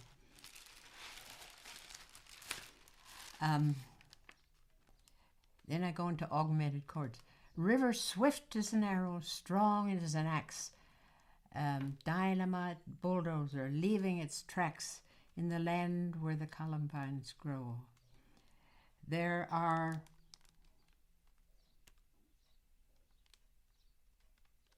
I don't know what there is. There's someone's quiet pools. There are rocks on the loose, and mountains of aspen and spruce, the land where the columbines grow. Many have sought it, each in his way. The music changes here. Rio, the great and the long, found it and lost it, each in his way. River, oh river of story and song. Then there's a part in here that I'm really proud of. It's like a chant. Rio Grande del Norte, Tewish, Posagi. These are all names that the river has been called by Indians and Spanish and Americans. Rio Grande del Norte, Tewish, Posagi. Bravo, Concepcion, Rio de los... So and so. Name upon name for Rio the long, river the high, the low, the strong. And of course this is a symphonic poem, so it's not just a ballad, it tells everything. Then Rio Arriba and Rio Abajo, Guadalquivir and River of May, Buenaventura and Rio de las Palmas, finding the long and desert way to the palms of Mexico and the sea. Then it comes back to the original, where the first clear waters fall, and the columbines grow, and so on, with variations. And then I like the next part. He's longing for he's a Texan longing for the river. Surely all that glory lying around up there is what some of a man's life is made for.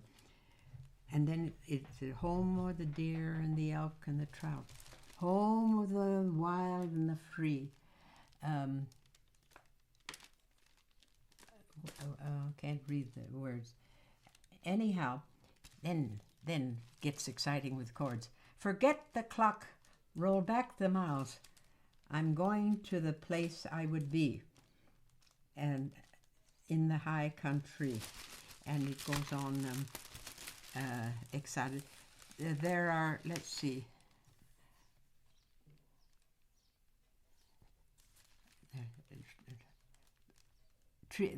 there's silver and gold, but that's not a pleasure to me.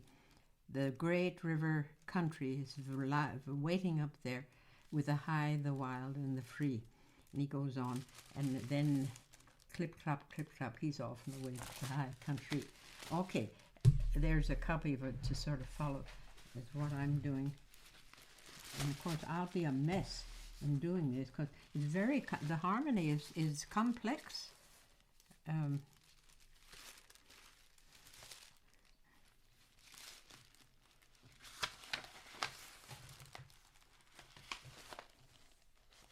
I have various copies. How about, you want to use this one? What? This one I think maybe I should. Okay. maybe another. I can look at one of the And there'll be breaks as I get lost or as I so on and so. But it'll give. I think it's a wonderful Colorado song. Now this is just introduction.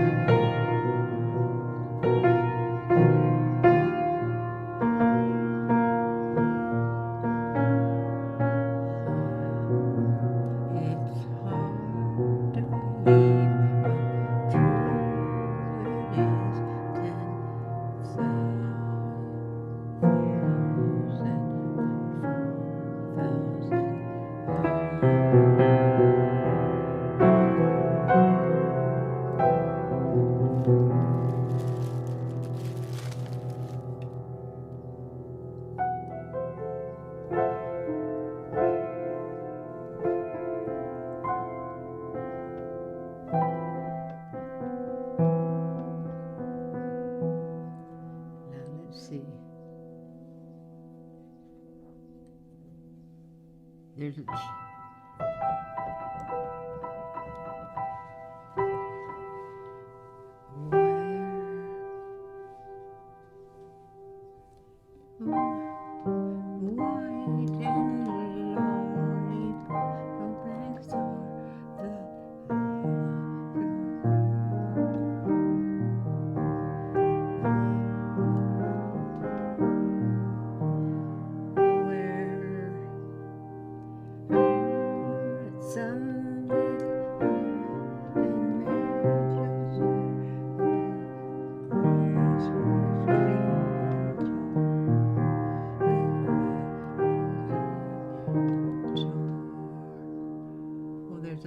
something in here I can't get.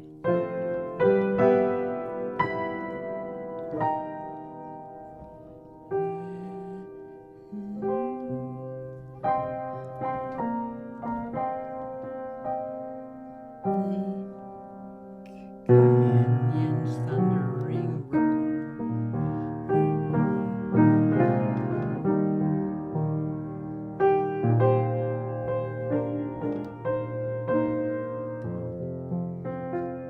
No.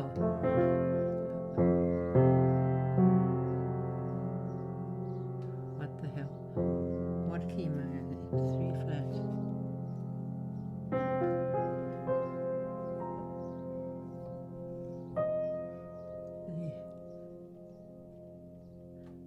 High above the purple range, the clouds of summer soul.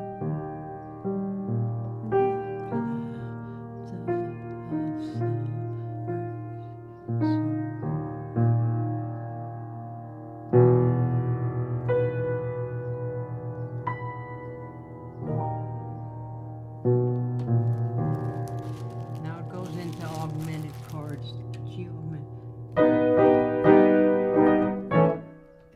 Let's see, River, what is that?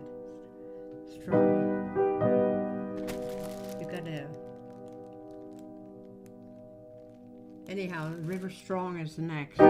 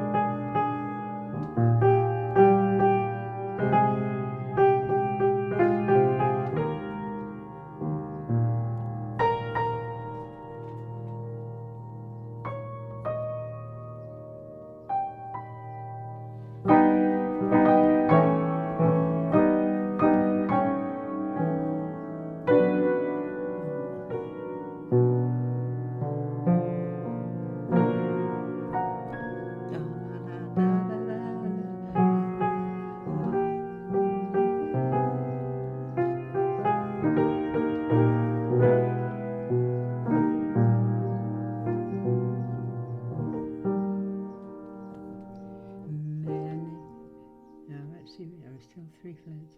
Many have lost it. No, yeah, I gotta get the chords right. Many have lost it, each in his way. Oh, way.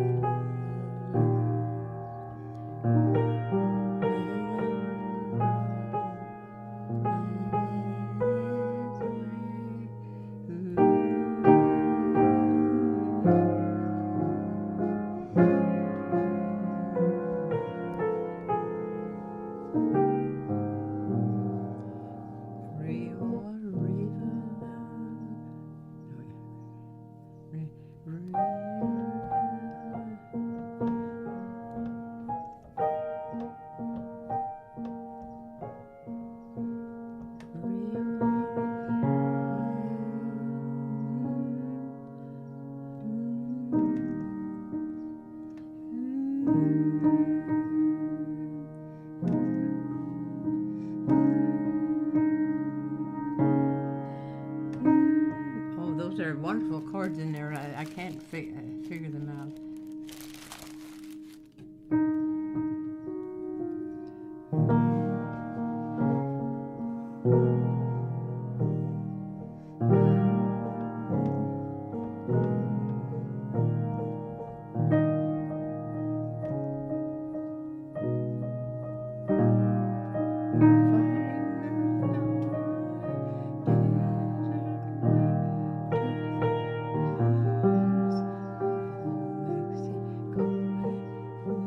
Now here's a got. See, but I love thee.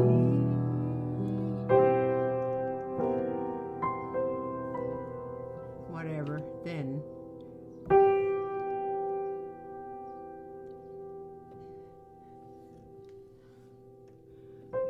What key am I in? I'm in key V now.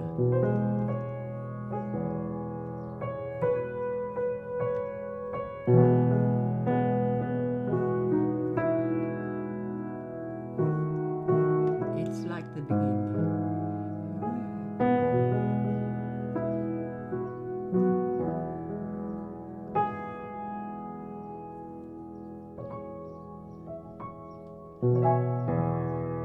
No.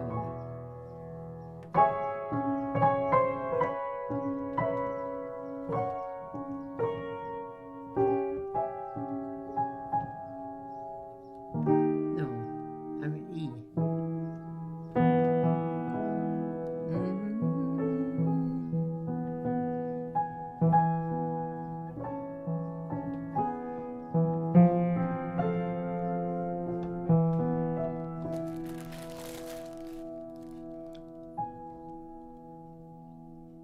E.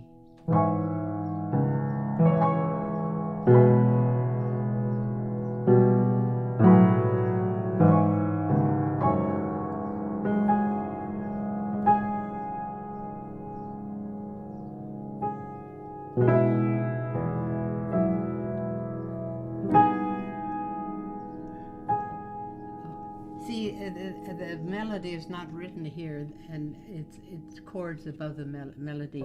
Let's see, what are the words here? Surely all I, surely.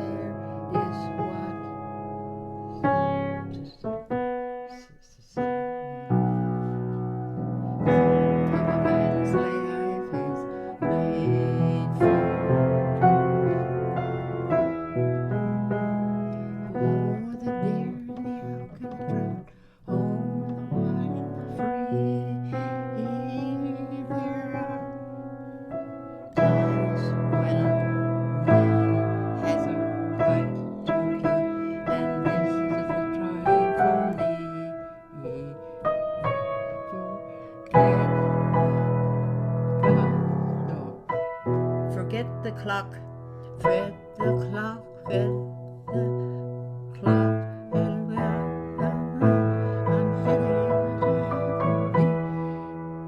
the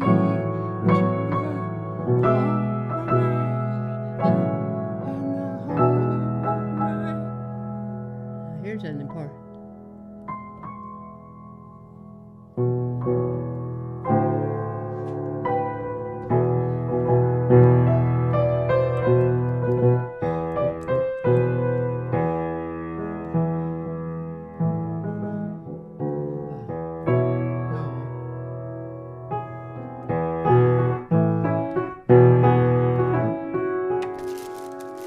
Now he's heading back.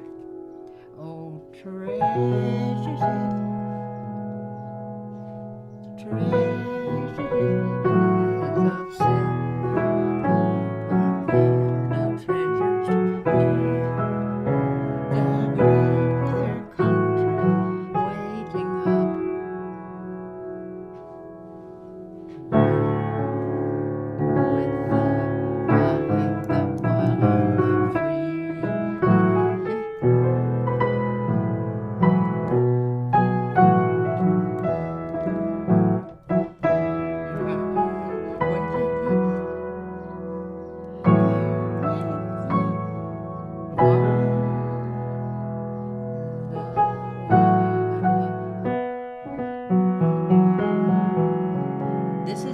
This is the burro train.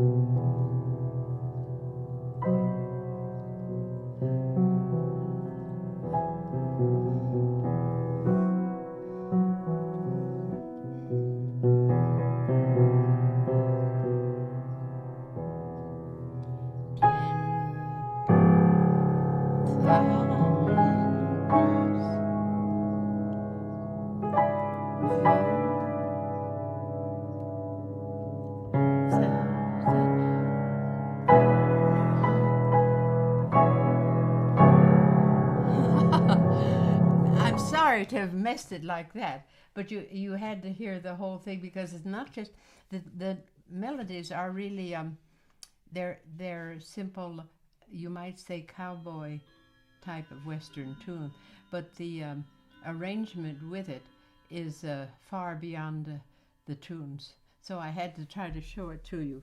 So you performed this at the college? Yeah, and then we went, Cal and I, of course I could play it then. Yeah. Cal and I went around the valley playing it for people. And he sang the Ride of Mark Waddell, and then we do this, and it made a nice kind of a... So did anyone record those? Is there a recording at the college? Possibly? No. No? No. At the college they advised, see, I had the right hand do the same thing that the melody did, and they said you should arrange it differently. So I arranged, and that's partly why it's so hard for me to read here, because I arranged other chords above or below what the melody was doing. So I never did anything about it. And I've always thought I should get someone in Denver to print it out, not in script. Right. And again, and it was sung at Fort Garland 2-3 years ago when they celebrated their 4th of July there or something like that. They were what there? It was sung at Fort Garland, and a college professor played it. The accompaniment is difficult to do. There are changes in key, and it throws it. So who sung it then? Who sang it? I got sick that I was in the hospital that day. I couldn't go, and I forget who was going to sing it then. So is it someone from the college, I think? So someone here in this valley. Oh yeah. Has done this before. Yes, it's been done before. Not in the last 8-9 years. Right. Yes, it done around the valley. And it really, now I'm not bragging on it, but it's mine, because I'd criticize it as much as anyone, but it really, if you have it in your mind that it's going to be a long story, it has so many. It has wonderful moods where you're where the singer's chanting the various names of the river, or chanting about the animals and the wildlife and so on. So that's that. But there's one more I can play a little more decently. Okay. I went to Wales in about 1985, and of course I saw those tremendous castles there. I was overpowered with what men built to fortify themselves. I'm always overpowered about things concerning war and peace.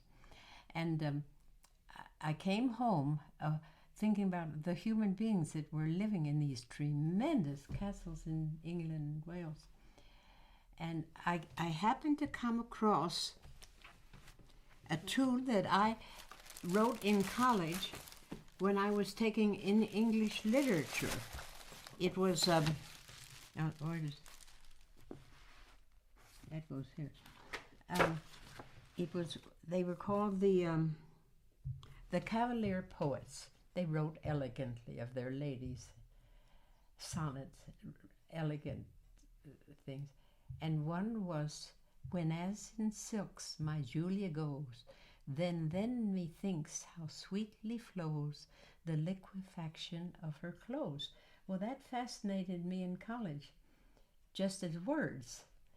Then, that summer I came home from the castles of England and Wales, very much impressed with the setting in which ordinary human beings were living. And I happened to come across this tune, a simple tune that I wrote in college. And so I sat down that summer, instead of catching up on things back from Wales, I sat down and I harmonized it. And let's see. When I was in, so where would that be? I've got the. It's a simple little tune. When as in silks my Juliet goes, then methinks how sweetly flows the liquefaction of her clothes. Then when I have my fancy, yes.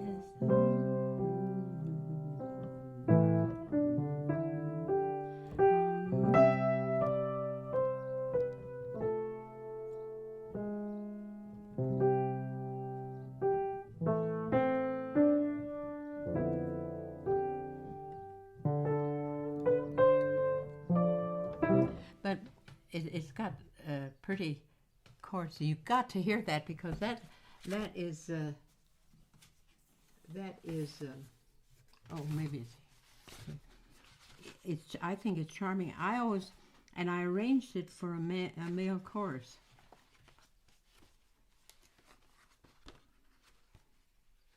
Where the hell? Pardon. You said something bad. I said something bad, didn't I? Once in a while I say that. That's one thing I say. Or I say, what the hell, once in a while. It satisfies me. You know the feeling, don't you? I had it.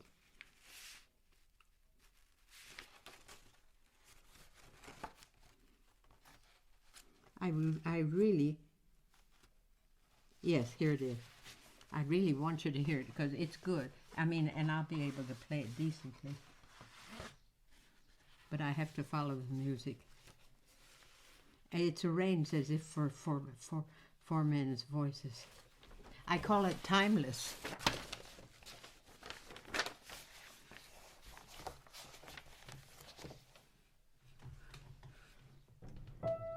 This introduction.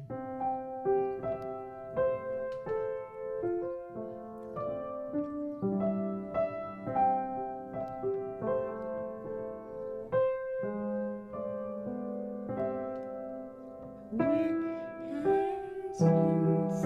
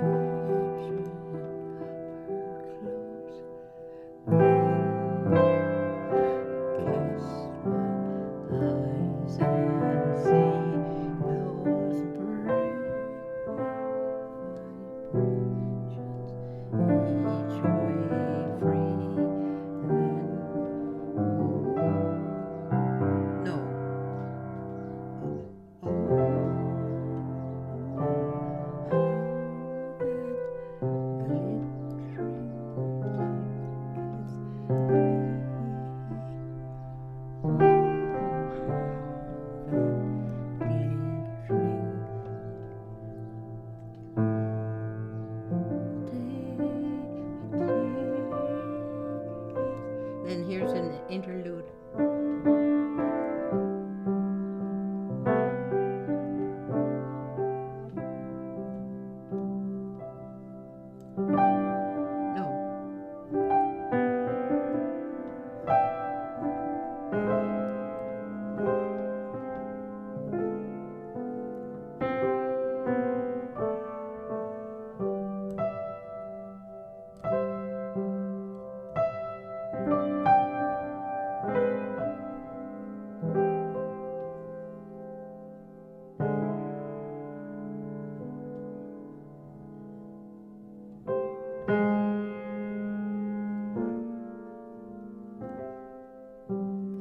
Back then when I cast my eyes and see those brave vibrations each way free, and I know how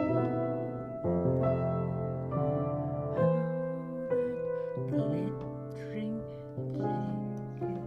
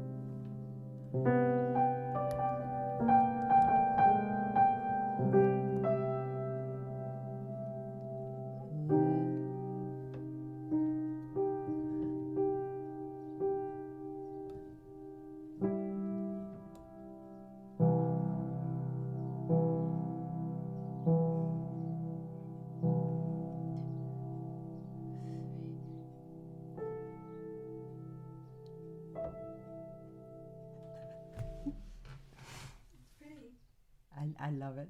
I meant to get it written on these things, send back to my Welsh hosts. He sings in a Welsh chorus, of course, like all Welshmans love to sing. I never got it done. Get so busy with other things along the way. So that was going on in my life, beside the writing up the De Vargas book. Well, and Oh goodness, all these mistakes were being recorded. You wrote, it's okay. You wrote the last one we did, though, before you came out here, right? You said you wrote it. This last one? Yes. No, I came back from Wales, and I was so swept up with the feeling of castles and the times. But I wrote the original, the simple. I wrote that back in. The first part of it. Back when I was in college at Wellesley. Just a melody, and I came upon it. I was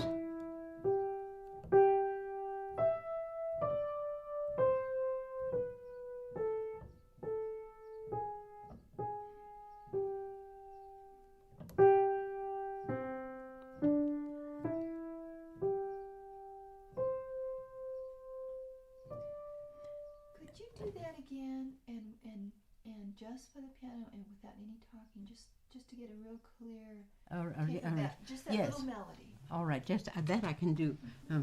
But of course, it's the harmonies, Right. because I don't just use open harmony. I mean, I have little dissonances in it. All right. When you need the words. Do you want the words? No, just No, the all right. melody.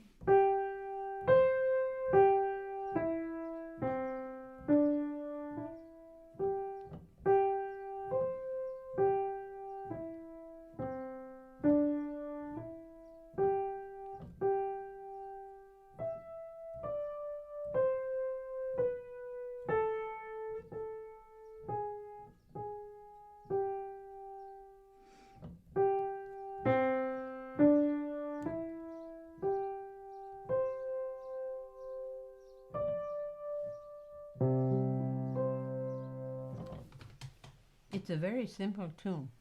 But the intro, and I love this ending. The song is done, and I love it. That adds to the mystery. It's timeless beauty, of course. Timeless, lovely girls. That's what it means.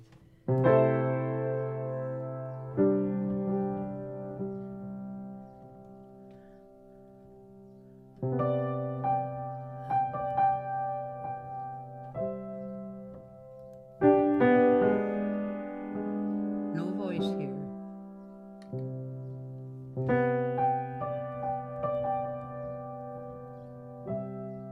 And I love this here.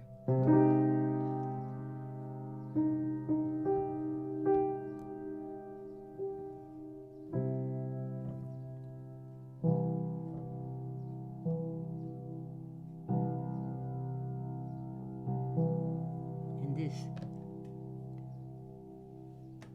What note is this up here? What note? It's a magic note. I played it before.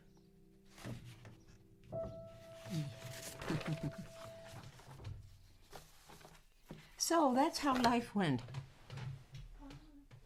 Now, let's do the Spanish songs, Oh, okay.